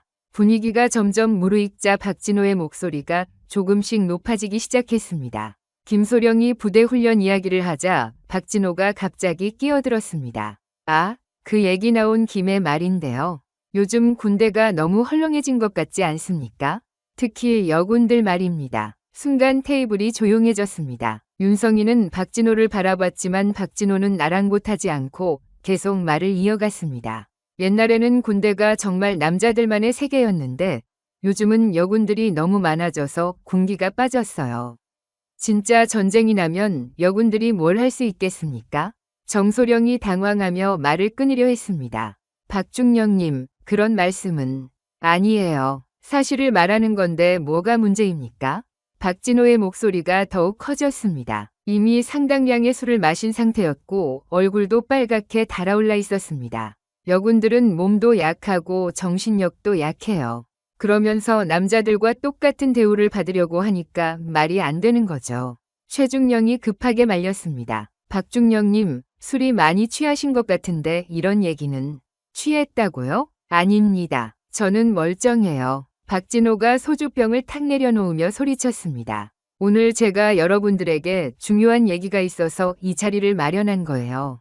특히 윤중령님에게 하고 싶은 말이 있습니다. 윤성이의 심장이 빠르게 뛰기 시작했습니다. 과연 박진호가 무슨 말을 하려는 것일까? 혹시 자신의 비밀을 알고 있는 것일까? 윤중령님, 솔직히 말해서 당신이 이 부대에서 인사과장을 하는 게 맞다고 생각하세요? 박진호의 눈빛이 날카로워졌습니다. 인사과장은 정말 중요한 보직인데 여군이 그런 자리에 있으면 다른 장병들이 어떻게 생각하겠어요? 윤성이는 최대한 차분하게 대답하려 했습니다. 저는 제 능력과 경험을 바탕으로 임명받은 것이고 지금까지 최선을 다해왔습니다. 능력이라고요? 박진호가 비웃듯 웃었습니다. 여군의 능력이라는 게 뭡니까? 서류나 정리하고 전화나 받는 거 말고 진짜 군인다운 일을 할 수 있나요? 분위기가 급격히 험악해졌습니다. 다른 장교들도 모두 당황한 표정이었지만 감히 박진호를 말릴 수 없었습니다. 박진호는 부대에서도 상당한 영향력을 가진 인물이었고 특히 사단장과도 가까운 사이였기 때문입니다. 박중령님, 이런 자리에서 그런 말씀을 하시는 것은 김소령이 조심스럽게 말을 꺼냈지만 박진호가 손을 휘저으며 막았습니다. 아니야, 오늘은 꼭 해야 할 말이 있어요. 박진호가 세 번째 소주병을 따라 마시며 소리쳤습니다. 사실 오늘 사단장님과 긴 얘기를 나눴어요. 부대 운영에 대한 이야기였는데 여군 보직 문제도 나왔습니다. 윤성이의 얼굴이 창백해졌습니다. 과연 사단장과 자신에 대한 이야기를 한 것일까? 혹시 자신의 진급과 관련된 내용을 미리 알고 있는 것일까? 윤중령님, 솔직히 말하죠. 박진호가 비틀거리며 일어서서 윤성이를 가리켰습니다. 당신 같은 여군들이 높은 자리에 있으면 부대 기강이 무너져요. 남자 장병들이 여군 상관을 제대로 존경할 수 있겠어요? 박중령님, 정소령이 급하게 일어서며 말렸습니다. 정도가 지나치십니다. 하지만 박진호는 이미 돌이킬 수 없는 선을 넘어서고 있었습니다. 술에 완전히 취한 상태에서 평소 마음속에 숨겨두었던 본심이 터져 나오고 있었습니다. 아니야, 오늘은 다 말할 거야. 박진호가 테이블을 주먹으로 탁 치며 외쳤습니다. 여군이 뭐 대단한 줄 알아? 그냥 치마 입고 군복 입은 것뿐이야. 진짜 전쟁 나면 뭐 할 건데? 윤성이는 참을 수 없는 모멸감을 느꼈지만 꼭 참았습니다. 하지만 박진호의 다음 말은 상상을 초월했습니다. 야, 여군이 별거냐? 박진호가 완전히 이성을 잃고 소리쳤습니다. 그냥 걸레 같은 년들 아니냐. 군복만 입었지 본질은 똑같아. 순간 고깃집 전체가 얼어붙었습니다. 다른 테이블 손님들까지 모두 이쪽을 바라봤습니다. 윤성이의 얼굴이 새하얗게 변했고 다른 장교들도 모두 충격에 빠진 표정이었습니다. 걸레 같은 년들이라는 박진호의 말이 고깃집 안을 무겁게 짓눌렀습니다. 다른 테이블 손님들까지 모두 숨을 죽이며 이쪽을 바라보고 있었습니다. 심지어 고기를 굽던 사장님도 집게를 든 채로 멈춰 서서 당황한 표정을 짓고 있었습니다. 윤성이는 마치 온몸에 찬물을 뒤집어 쓴 것 같은 충격을 받았습니다. 25년 군 생활을 하면서 이런 모욕을 당해본 적은 없었습니다. 설령 마음속으로 그렇게 생각하는 사람이 있더라도 감히 공개적으로 이런 말을 할 줄은 몰랐습니다. 김소령이 급하게 일어나서 박진호의 팔을 잡았습니다. 박중령님, 정신 차리세요. 지금 무슨 말씀을 하시는 거예요? 이건 정말 심각한 문제가 될 수 있습니다. 하지만 박진호는 김소령의 손을 거칠게 뿌리치며 더욱 공격적으로 말했습니다. 놔둬. 오늘은 다 말할 거야. 평소에 하고 싶었던 말들을 다 쏟아낼 거라고. 왜? 내가 틀린 말했어? 정소령도 당황하며 일어났습니다. 박중령님, 제발 그만하세요. 이건 너무 심한 것 같습니다. 동료 장교에 대한 예의가 아닙니다. 심하다고? 박진호가 비웃으며 소리쳤습니다. 진실을 말하는 게 심한 거야? 여군들이 진짜 군인이라고 생각해? 그냥 예쁘게 화장하고 군복 입고 놀러 나온 거 아니야? 진짜 전쟁 나면 뭐 할 건데? 윤성이는 두 손을 꽉 쥐며 참고 있었습니다. 손톱이 손바닥에 파고들 정도로 세게 쥐고 있었지만 그 아픔조차 느껴지지 않았습니다. 마음속으로는 당장 일어나서 박진호에게 대들고 싶었지만 군인으로서의 예의와 질서를 지켜야 한다는 생각이 발목을 잡았습니다. 하지만 박진호의 다음 말은 더욱 잔혹했습니다. 특히 윤성이. 박진호가 술에 취한 눈으로 윤성이를 똑바로 바라보며 손가락을 가리켰습니다. 당신은 정말 가관이야. 인사과장이라고? 웃기지 마. 남자 장병들이 당신을 보고 뭐라고 하는지 알아? 정말 알고 싶어? 윤성이의 얼굴이 더욱 창백해졌습니다. 박진호가 무슨 말을 하려는지 대충 짐작이 갔지만 그것을 듣고 싶지 않았습니다. 하지만 박진호는 멈추지 않았습니다. 장병들이 뒤에서 당신을 뭐라고 부르는지 알아? 박진호의 목소리가 더욱 커졌고 주변 테이블에서도 수군거리는 소리가 들리기 시작했습니다. 여우라고 해. 남자들 주위를 맴도는 여우라고. 아니, 더 심한 말도 있어. 박중령님, 최중령이 급하게 소리쳤습니다. 정말 그만하세요. 이건 동료에 대한 심각한 모독입니다. 나중에 큰일 납니다. 하지만 박진호는 이미 멈출 수 없는 상태였습니다. 술에 취한 상태에서 평소 마음속에 쌓여있던 모든 불만과 편견이 터져나오고 있었습니다. 마치 댐이 터진 것처럼 억제할 수 없었습니다. 모독이라고? 사실을 말하는 게 모독이야? 박진호가 테이블을 다시 한번 주먹으로 세게 쳤습니다. 소주잔들이 딸랑거리며 흔들렸고 안주 접시 하나가 바닥으로 떨어져 깨져버렸습니다. 여군들은 다 똑같아. 남자들한테 예쁘게 보이려고 군대 온 거지. 진짜 나라를 지키려고 온 게 아니야. 윤성이는 더 이상 참을 수 없었습니다. 하지만 일어나서 대들 수도 없었고 그렇다고 가만히 있을 수도 없는 진퇴양난의 상황이었습니다. 눈가에 눈물이 맺히기 시작했지만 절대로 울 수는 없다고 다짐했습니다. 군인으로서의 자존심이 그것을 허락하지 않았습니다. 특히 이런 자리에서 우는 모습을 보인다면 박진호의 말이 맞다는 것을 증명하는 셈이 될 것 같았습니다. 아, 그리고 말인데. 박진호가 또 다른 폭탄 발언을 준비하며 소주를 한 잔 더 따라 마셨습니다. 오늘 사단장님과 얘기할 때 윤중령 얘기가 나왔는데 사단장님도 고민이 많으시더라고. 정말 심각하게 고민하고 계시더라. 윤성이의 심장이 멈춘 것 같았습니다. 과연 사단장이 자신에 대해 부정적으로 생각하고 있는 것일까? 아니면 박진호가 거짓말을 하고 있는 것일까? 하지만 박진호가 사단장과 면담을 했다는 것은 사실이었습니다. 사단장님이 정확히 뭐라고 하셨는데요? 김소령이 조심스럽게 물었습니다. 김소령도 윤성이를 걱정하는 마음에 궁금해하고 있었습니다. 박진호가 득에양양한 표정을 지으며 천천히 말했습니다. 여군을 너무 중요한 보직에 앉혀놓으니까 다른 장교들이 불만이 많다는 거지. 특히 남자 장교들 말이야. 왜 여군이 인사과장을 해야 하냐는 불만들이 계속 올라온다는 거야. 윤성이는 마치 벼락을 맞은 것 같았습니다. 과연 동료들이 자신을 그렇게 생각하고 있었던 것일까? 지금까지 믿고 있던 모든 것이 무너져 내리는 기분이었습니다. 평소에 자신을 존중해주던 동료들도 사실은 속으로는 다르게 생각하고 있었던 것일까? 그래서 사단장님이 구체적으로 뭐라고 하셨어요? 정소령이 떨리는 목소리로 물었습니다. 정소령도 윤성이와 오랫동안 함께 일해온 동료였기 때문에 이 상황이 불편했습니다. 글쎄, 인사 발령이 조만간 있을 텐데. 박진호가 의미심장하게 웃으며 천천히 말했습니다. 아, 이건 원래 비밀인데 윤중령한테는 좀 충격적인 소식이 있을 거야. 정말 충격적일 거라고. 윤성이는 온몸이 차갑게 식어가는 것을 느꼈습니다. 서랍 속에 감춰둔 빨간 봉투가 떠올랐습니다. 과연 박진호가 그 내용을 알고 있는 것일까? 아니면 정반대의 나쁜 소식을 퍼뜨리려는 것일까? 자신을 좌천시키거나 다른 부대로 전출시키려는 계획이 있는 것일까? 무슨 소식인데요? 구체적으로 말씀해 주세요. 최중령이 궁금해하며 물었습니다. 박진호가 술잔을 다시 한번 비우며 신비롭게 말했습니다. 그야 윤중령이 제일 잘 알겠지. 맞지, 윤중령님? 혹시 무언가 예상하고 있는 거 없어요? 윤성이는 아무 말도 할 수 없었습니다. 목구멍이 꽉 막힌 것 같았고 머릿속이 하얗게 변해갔습니다. 과연 박진호가 무엇을 알고 있는 것일까? 자신의 진급 소식을 미리 알고 있어서 이렇게 화가 난 것일까?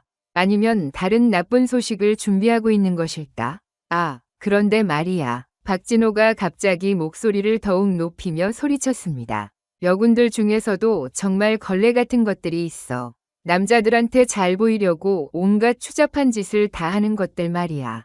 특히 높은 자리에 올라가려고 하는 것들은 더 심해. 이번엔 정말로 선을 넘었습니다. 다른 장교들도 모두 일어서서 박진호를 강하게 말리기 시작했습니다. 심지어 옆 테이블 손님들도 수군거리며 불편해하는 기색이 역력했고 고깃집 사장도 어쩔 줄 몰라 하며 상황을 지켜보고 있었습니다.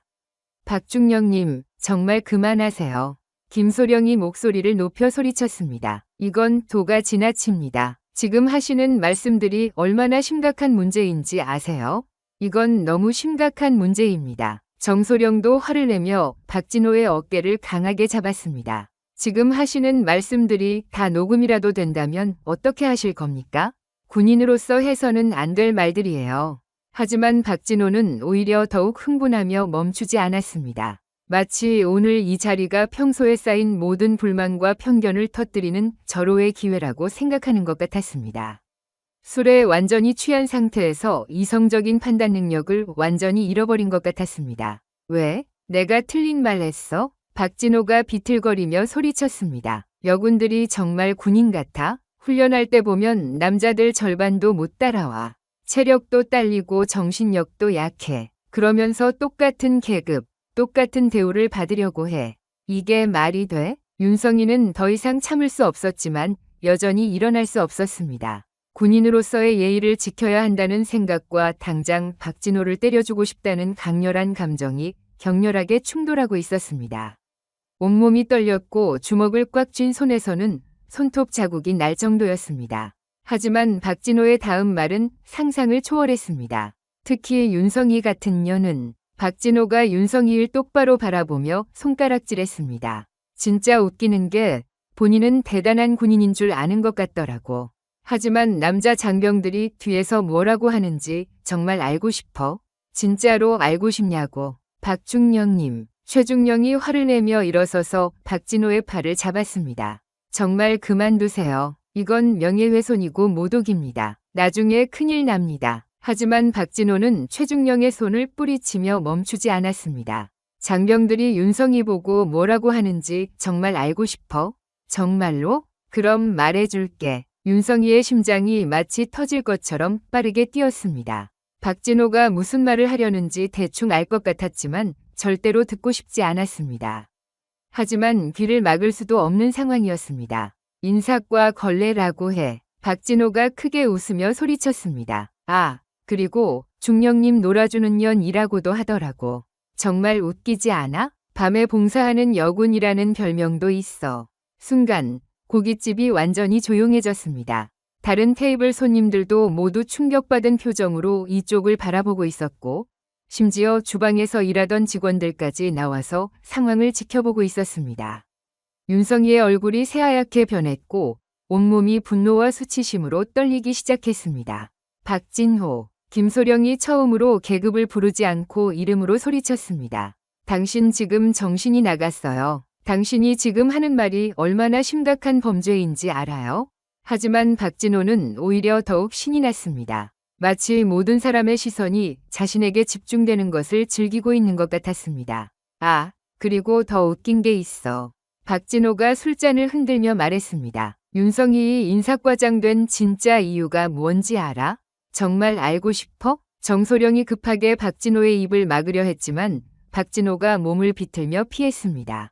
고깃집 안이 점점 더 시끄러워졌고 완전히 난장판이 되어가고 있었습니다. 사단장님하고 특별한 관계라는 소문도 있더라고. 박진호가 악독하게 웃으며 말했습니다. 그래서 인사과장이 된 거라고. 능력이 아니라 다른 특별한 능력으로 말이야. 밤에 발휘하는 그런 능력. 야, 최중령이 완전히 화가 나서 박진호의 멱살을 잡았습니다. 당신 지금 뭔 소리를 하는 거야? 이건 정말 심각한 범죄라고. 윤성이는 더 이상 참을 수 없었습니다. 눈에서 분노의 눈물이 주르륵 흘러내렸고 온몸이 분노와 치욕감으로 격렬하게 떨렸습니다. 하지만 여전히 일어날 수 없었습니다. 일어나서 대든다면 박진호의 말이 맞다는 것을 증명하는 셈이 될 것 같았기 때문입니다. 왜? 내가 틀렸어? 박진호가 최중령의 손을 거칠게 뿌리치며 소리쳤습니다. 여군들이 높은 자리에 올라가는 방법이 뭔지 다들 알잖아. 능력이 아니라 다른 더러운 방법들 말이야. 이때 갑자기 고깃집 입구에서 누군가가 들어왔습니다. 윤성이의 눈물을 닦으며 고개를 돌려보니 같은 부대의 이소희였습니다. 26살이 젊은 여군 장교로 윤성이를 매우 존경하는 후배였습니다. 중령님들이 다 여기 계시네요. 안녕하십니까. 이소희가 밝게 인사했지만 곧 분위기가 심상치 않다는 것을 눈치챘습니다. 무슨 일이세요? 분위기가. 박진호가 이소희를 보자 더욱 신이 났습니다. 마치 새로운 타겟을 발견한 것처럼 눈빛이 반짝였습니다. 아, 이소희도 왔네. 딱 좋은 타이밍이야. 박진호가 비틀거리며 이소희를 바라봤습니다. 박중령님, 제발. 김소령이 간절하게 말렸습니다. 이제 정말 그만두세요. 하지만 박진호는 이소희를 보며 계속 말했습니다. 이소희, 너도 여군이니까 잘 들어둬. 여군들이 군대에서 성공하는 확실한 방법을 가르쳐 줄게. 이소희는 무슨 일인지 몰라 당황했습니다. 네? 무슨 말씀이신지. 그런데 윤중령님, 우시는 건가요? 간단해. 박진호가 크게 웃으며 말했습니다. 남자 상관들한테 잘 보이면 돼. 특히 밤에 특별한 봉사를 잘하면 금방 진급할 수 있어. 박진호. 모든 장교들이 일제히 소리쳤습니다. 고깃집 안이 완전히 아수라장이 되었고 다른 테이블 손님들도 모두 일어서서 상황을 지켜보고 있었습니다. 이소희는 박진호의 말을 듣고 얼굴이 빨갛게 달아올랐습니다. 중령님, 그런 말씀은 너무 심하시잖아요. 어떻게 그런 말씀을, 왜? 사실인데. 박진호가 비틀거리며 소리쳤습니다. 윤중령님한테 배우지 그래? 저분이 인사과장이 된 진짜 비결을 말이야. 윤성이는 더 이상 참을 수 없었습니다. 자신도 모르게 주먹을 꽉 쥐고 일어서려 했지만 그 순간 이소희가 먼저 폭발했습니다. 중령님, 이소희가 목소리를 높여 소리쳤습니다. 그런 말씀은 너무 심하시잖아요. 윤중령님은 제가 제일 존경하는 선배님이에요. 어떻게 그런 더러운 말을. 박진호가 비웃으며 말했습니다. 존경해? 뭘 존경해? 걸레를? 밤에 몸 파는 년을? 걸레라고요? 이소희의 목소리가 분노로 떨렸습니다. 윤중령님이 얼마나 훌륭한 분인지 모르시나 봐요.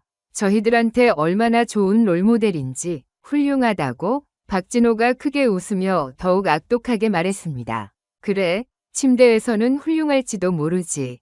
아니면 무릎 꿇고 빨아주는 게 훌륭할 수도 있고. 그 순간 이소희가 참지 못하고 테이블 위에 소주병을 집어 박진호에게 던졌습니다. 너무 심해요. 박진호는 소주병을 피하며 더욱 흥분했습니다. 야, 인연이 뭐야. 선배 감싸려고 나까지 대들어? 고깃집이 완전히 난장판이 되었습니다. 다른 장교들은 모두 당황해서 이소희와 박진호를 말리기 바빴고 고깃집 사장은 어쩔 줄 몰라 했습니다. 하지만 박진호는 멈추지 않았습니다. 오히려 더욱 거칠어졌습니다. 이소희도 마찬가지야. 박진호가 소리쳤습니다. 너도 여군이면 똑같은 거야. 윤성이처럼 되고 싶으면 남자들 다리 사이에서 기어다니면 돼. 뭐라고요? 이소희가 완전히 화가 나서 박진호에게 달려들려 했지만 김소령이 막았습니다. 그만해. 둘 다 그만해. 김소령이 소리쳤습니다. 하지만 박진호는 계속해서 독설을 퍼부었습니다. 여군들은 다 똑같아. 겉으로는 군인인 척하지만 결국 몸으로 승부하는 거야. 특히 윤성이 같은 년들은. 윤성이는 더 이상 견딜 수 없었습니다. 온몸이 분노와 치욕감으로 떨렸고 눈에서는 눈물이 계속 흘러내렸습니다. 하지만 그것은 슬픔의 눈물이 아니라 분노의 눈물이었습니다. 박중령님, 윤성이 드디어 일어서며 소리쳤습니다. 그만하세요. 모든 사람들이 윤성이를 바라봤습니다. 박진호도 잠시 멈춰서 윤성이를 바라봤습니다. 워우, 드디어 입을 열었네. 박진호가 비웃으며 말했습니다. 뭐? 할 말 있어? 변명이라도 하려고? 윤성이는 떨리는 목소리로 말했습니다. 저는 25년간 이 나라를 위해 최선을 다해왔습니다. 그런데 어떻게 최선을 다했다고? 박진호가 크게 웃었습니다. 어떤 식으로? 침대에서 박진호, 최중령이 화를 내며 소리쳤습니다. 정말 그만둬. 하지만 박진호는 윤성이를 바라보며 계속 말했습니다. 솔직히 말해봐, 윤성이. 너 정말 실력만으로 인사과장이 됐다고 생각해? 정말로? 윤성이는 말문이 막혔습니다. 분노와 치욕감이 뒤섞여서 제대로 말을 할 수 없었습니다. 못 대답하네. 박진호가 승리한 듯 소리쳤습니다. 역시 사실이구나. 몸으로 올라간 거였구나. 그런 게 아닙니다. 윤성이 울먹이며 소리쳤습니다. 저는 정말 열심히 뭘? 박진호가 끼어들었습니다. 열심히 다리 벌렸다고? 그 순간 윤성이의 마지막 이성의 끈이 끊어졌습니다. 더 이상 참을 수 없었습니다. 그만해. 윤성이의 목이 찢어질 듯 소리쳤습니다. 제발 그만해요. 하지만 박진호는 멈추지 않았습니다. 오히려 더욱 잔인하게 공격했습니다. 왜? 진실이 듣기 싫어? 박진호가 악독하게 웃었습니다. 그럼 인정하라고. 네가 걸레라는 것을. 윤성이는 완전히 무너졌습니다. 다리에 힘이 빠져서 다시 의자에 주저앉았고 머리를 양손으로 감싸며 흐느꼈습니다. 봐라. 박진호가 승리한 듯 소리쳤습니다. 결국 인정하잖아. 여군들은 다 이런 거야. 김소령이 더 이상 참을 수 없어서 박진호에게 달려들었습니다. 야, 정말 그만해. 하지만 박진호는 김소령을 밀치며 계속 말했습니다. 사실을 말하는 게 뭐가 잘못됐어. 여군들은 군인이 아니야. 그냥 군복 입은 창녀들이라고. 이소희가 울면서 소리쳤습니다. 너무해요. 정말 너무해요. 고깃집은 완전히 아수라장이 되었습니다. 다른 손님들은 모두 나가버렸고 사장은 경찰을 부르려고 하고 있었습니다. 박진호는 마지막으로 윤성이를 바라보며 말했습니다. 윤성이, 너 같은 년들 때문에 군대가 망가지는 거야. 너 같은 걸레들 때문에. 윤성이는 더 이상 아무 말도 할 수 없었습니다. 완전히 무너진 채로 의자에 앉아서 눈물만 흘렸습니다. 25년 군 생활에서 쌓아온 모든 자신감과 자존감이 한순간에 산산조각 났습니다. 그 순간 윤성이는 마음속으로 다짐했습니다. 내일은 모든 걸 보여주겠어. 내가 누구인지 확실히 보여주겠어. 하지만 지금 이 순간만큼은 완전히 절망에 빠져 있었습니다. 과연 자신이 정말 실력으로 여기까지 온 것일까? 아니면 박진호의 말이 맞는 것일까? 혼란스러웠습니다. 회식 자리가 완전히 난장판이 된 후 윤성이는 아무 말 없이 자리에서 일어났습니다. 동료들이 붙잡으려 했지만 윤성이는 고개를 저으며 고깃집을 나섰습니다. 차가운 밤 공기가 뺨을 스쳤지만 가슴속 화염 같은 분노는 조금도 식지 않았습니다. 오히려 더욱 격렬하게 타오르고 있었습니다. 집으로 가는 길, 윤성이는 박진호의 말들이 계속 머릿속에서 맴돌았습니다. 걸레 같은 년들, 몸으로 승부하는 것들, 침대에서 훌륭한, 밤에 봉사하는 여군. 하나하나의 단어들이 마치 날카로운 칼날처럼 가슴을 찔렀습니다. 25년간 쌓아올린 모든 것이 한순간에 무너져 내린 기분이었습니다. 자신이 그동안 믿어왔던 모든 가치들이 산산조각 나는 것 같았습니다. 아파트에 도착해서 현관문을 열자마자 윤성이는 바닥에 주저앉았습니다. 더 이상 참을 수 없었습니다. 목이 터져라 울었습니다. 군인으로서 항상 강인하게 참아왔던 모든 감정이 댐이 터지듯 쏟아져 나왔습니다. 어깨가 격렬하게 떨렸고 눈물이 주체할 수 없이 흘러내렸습니다. 내가 정말 그런 건가? 윤성이는 화장실 거울 앞에 서서 자신을 바라봤습니다. 내가 아직도 그저 여군으로만 보이는 건가? 25년간 흘린 땀과 눈물이 아무 의미 없는 건가? 내가 이룬 모든 성과들이 허상이었던 건가? 거울 속의 자신은 처참해 보였습니다. 눈은 빨갛게 부어있고 평소 늘 단정했던 머리는 흐트러져 있었습니다. 군복은 구겨져 있었고 평소 늘 꼿꼿하게 서 있던 어깨도 축 늘어져 있었습니다.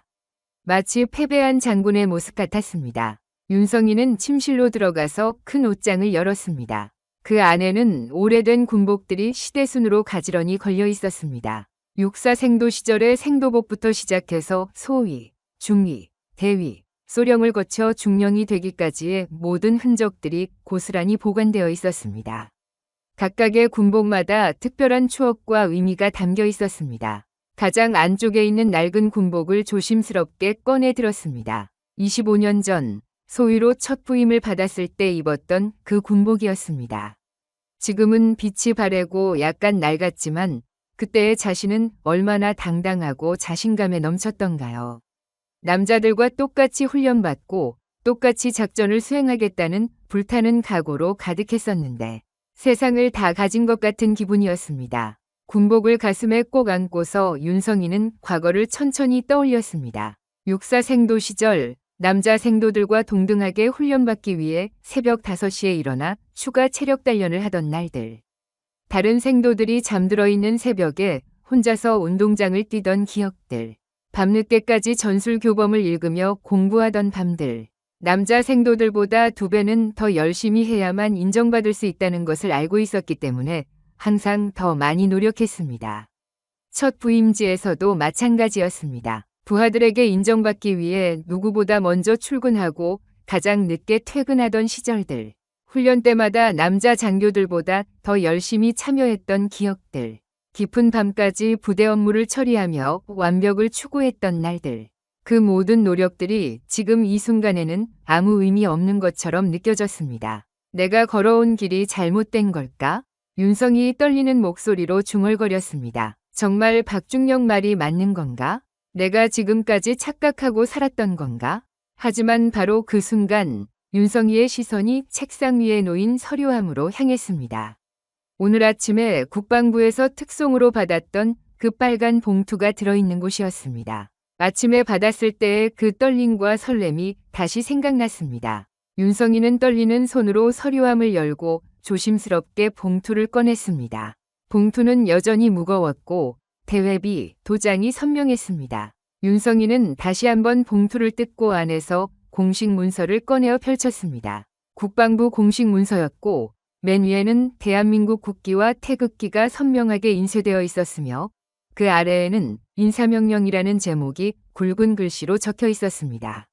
윤성이 중령을 준장으로 진급함과 동시에 제7보병사단 부사단장으로 임명한다. 임명일자 2025년 9월 14일, 임명권자 국방부 장관, 그 아래에는 사단장의 상세한 추천서도 함께 들어 있었습니다. 윤성이 중령은 탁월한 리더십과 전문성을 바탕으로 부대 운영에 큰 기여를 하였으며 모든 장병들로부터 존경받는 지휘관입니다.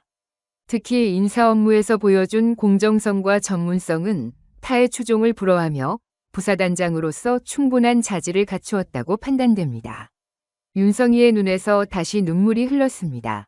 하지만 이번에는 절망의 눈물이 아니었습니다. 자신이 걸어온 길이 결코 헛되지 않았다는 것을 확인한 기쁨과 안도의 눈물이었습니다. 동시에 자신을 믿어준 모든 사람들에 대한 감사의 눈물이기도 했습니다. 내가 왜 숨어야 하지? 윤성이는 거울을 다시 바라보며 단호하게 말했습니다. 내가 걸어온 길이 부끄럽지 않은데, 내가 흘린 땀과 피가 거짓말은 아닌데, 내가 이룬 성과들이 가짜가 아닌데. 윤성이는 옛날 소위 시절 군복을 다시 입어봤습니다. 사이즈가 작아져서 제대로 입을 수는 없었지만 그 군복을 몸에 대는 순간 25년 전이 그 당당했던 자신이 되살아나는 기분이었습니다. 세상 무엇도 두렵지 않았던 그때의 자신이 다시 돌아온 것 같았습니다. 거울 앞에서 윤성이는 바른 자세로 서서 경례를 해봤습니다. 대한민국 육군 소위 윤성희, 조국과 국민을 위해 목숨을 바쳐 헌신하겠습니다. 그 말을 하는 순간 윤성희의 눈빛이 완전히 바뀌었습니다.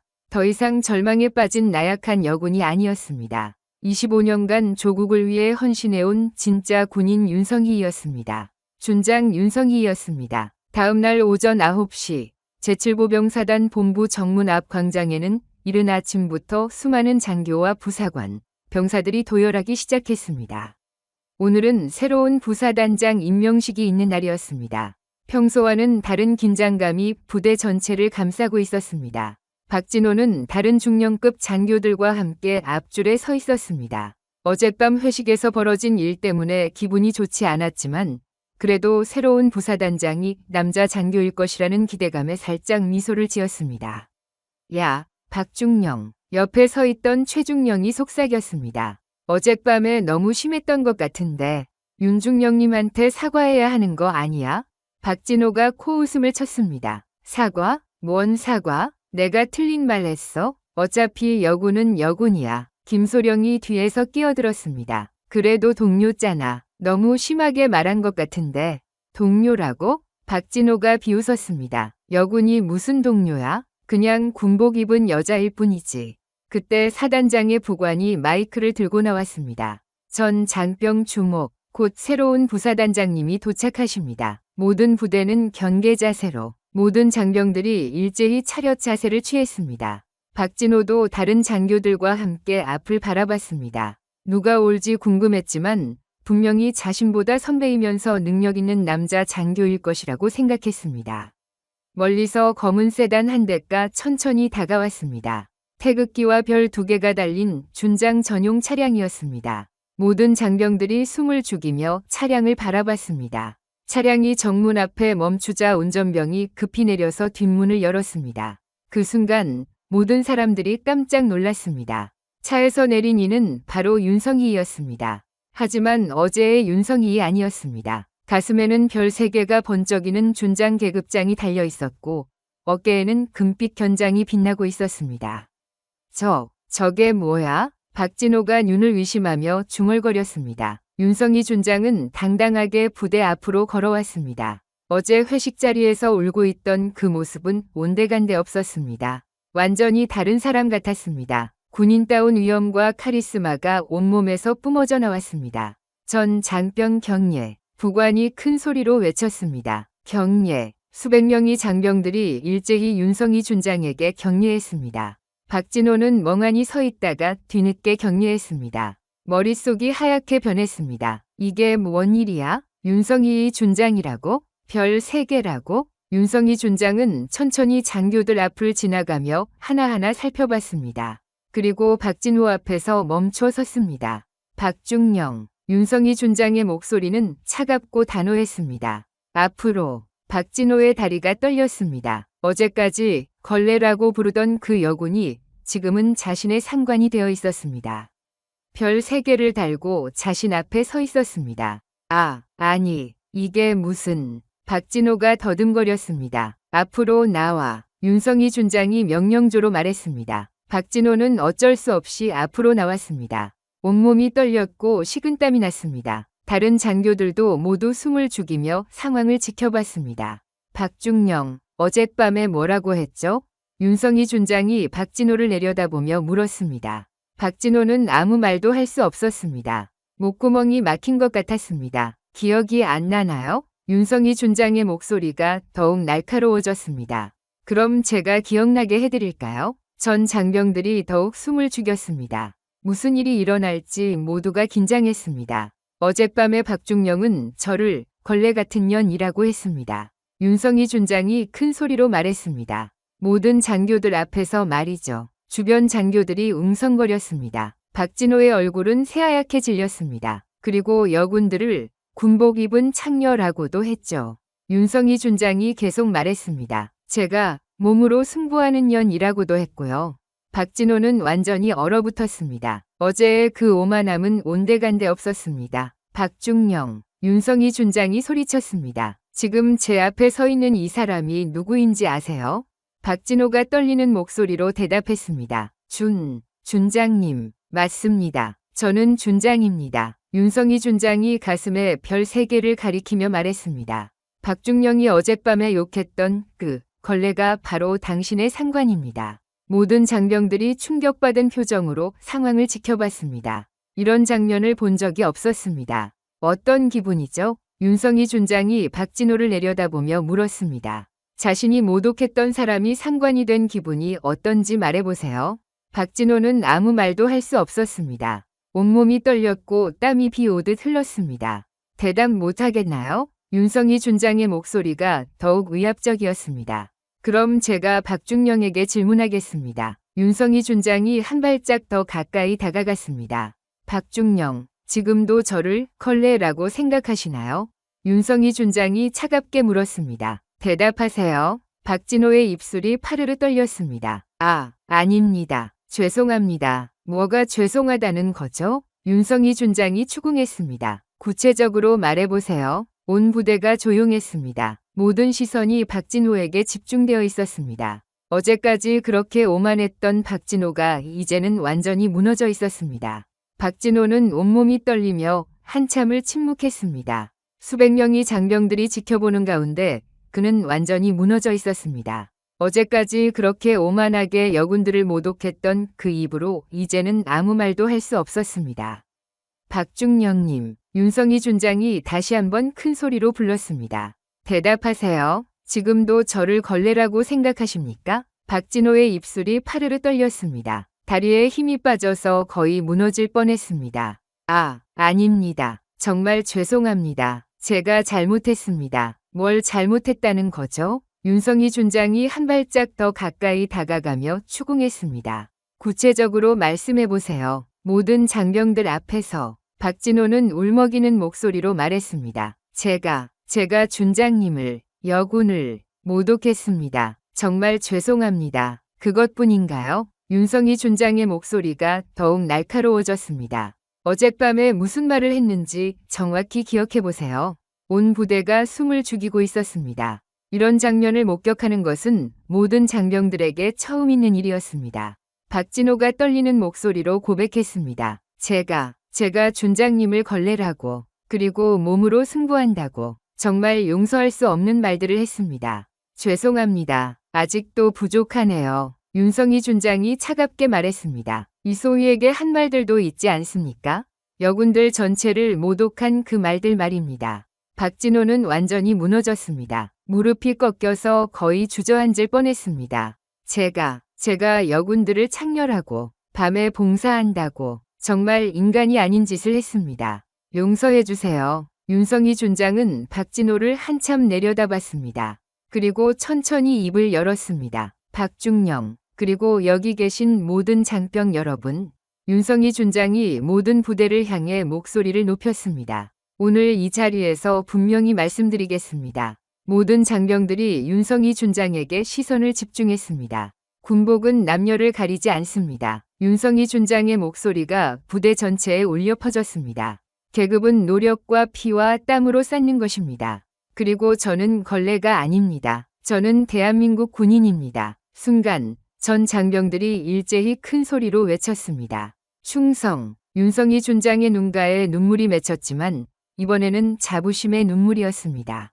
치욕의 눈물이 아니라 승리의 눈물이었습니다. 저는 25년간 이 나라를 위해 헌신해왔습니다. 윤성희 준장이 계속 말했습니다. 한 번도 제 성별 때문에 특혜를 받은 적이 없습니다. 모든 것을 실력과 노력으로 이뤄냈습니다. 박진호는 고개를 들 수 없었습니다. 자신이 어제 했던 말들이 얼마나 어리석고 잘못된 것인지 이제야 깨달았습니다. 여기 계신 모든 여군 장병 여러분, 윤성희 준장이 여군들을 향해 말했습니다. 당당하세요. 우리는 결코 부끄러워할 이유가 없습니다. 우리도 똑같은 대한민국 군인입니다. 부대에 있던 모든 여군 장병들이 눈물을 흘리며 격려했습니다. 충성! 이소희도 다른 여군들과 함께 눈물을 흘리며 격려하고 있었습니다. 어제 회식 자리에서 당했던 모든 모욕이 이 순간으로 인해 완전히 씻겨나가는 기분이었습니다. 그리고 박중영, 윤성희 준장이 다시 박진호를 향해 말했습니다. 앞으로 제 부대에서는 성별로 차별하는 일이 절대 없을 것입니다. 오직 실력과 능력으로만 평가받을 것입니다.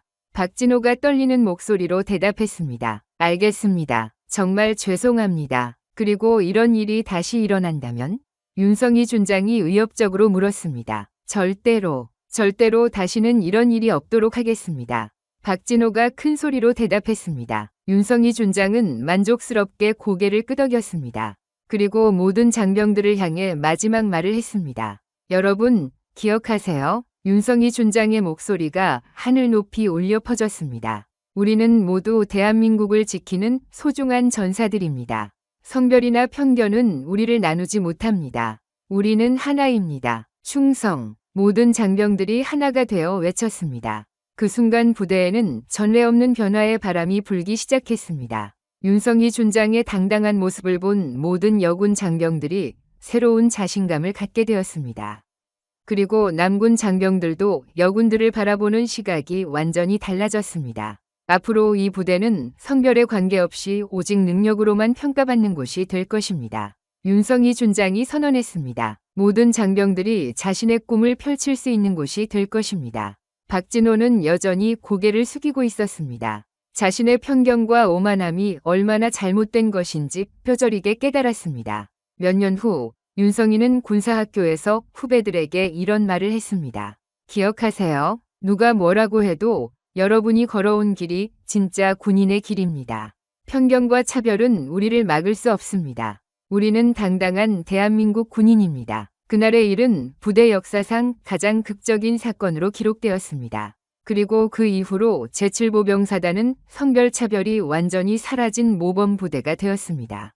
윤성희 준장은 자신의 가슴에 달린 별 3개를 바라보며 미소 지었습니다. 어제의 치욕이 오늘의 영광으로 바뀌었습니다. 진짜 승리는 복수가 아니라 변화를 만들어내는 것이라는 걸 깨달았습니다. 그리고 모든 여군 장병들에게 희망의 등불이 되었습니다. 꿈을 포기하지 않으면 언젠가는 반드시 이룰 수 있다는 것을 보여준 것입니다. 오늘 이야기 어떠셨나요? 진정한 실력은 편견과 모독 앞에서도 결코 무너지지 않습니다. 과연 여러분은 자신의 가치를 의심하는 순간에도 꿈을 포기하지 않을 수 있나요? 윤성희의 이야기는 우리에게 보여줍니다. 어떤 치욕적인 상황에서도 진실은 반드시 빛을 발한다는 것을요. 성별이나 편견은 진짜 실력 앞에서는 아무 의미가 없으며 묵묵히 쌓아온 노력은 결국 모든 것을 증명해낸다는 걸 말입니다. 그렇다면 지금 이 순간 여러분을 가로막는 편견과 차별에 굴복할 것인가요? 아니면 당당히 맞서 나갈 것인가요? 오늘의 교훈이었습니다. 감사합니다.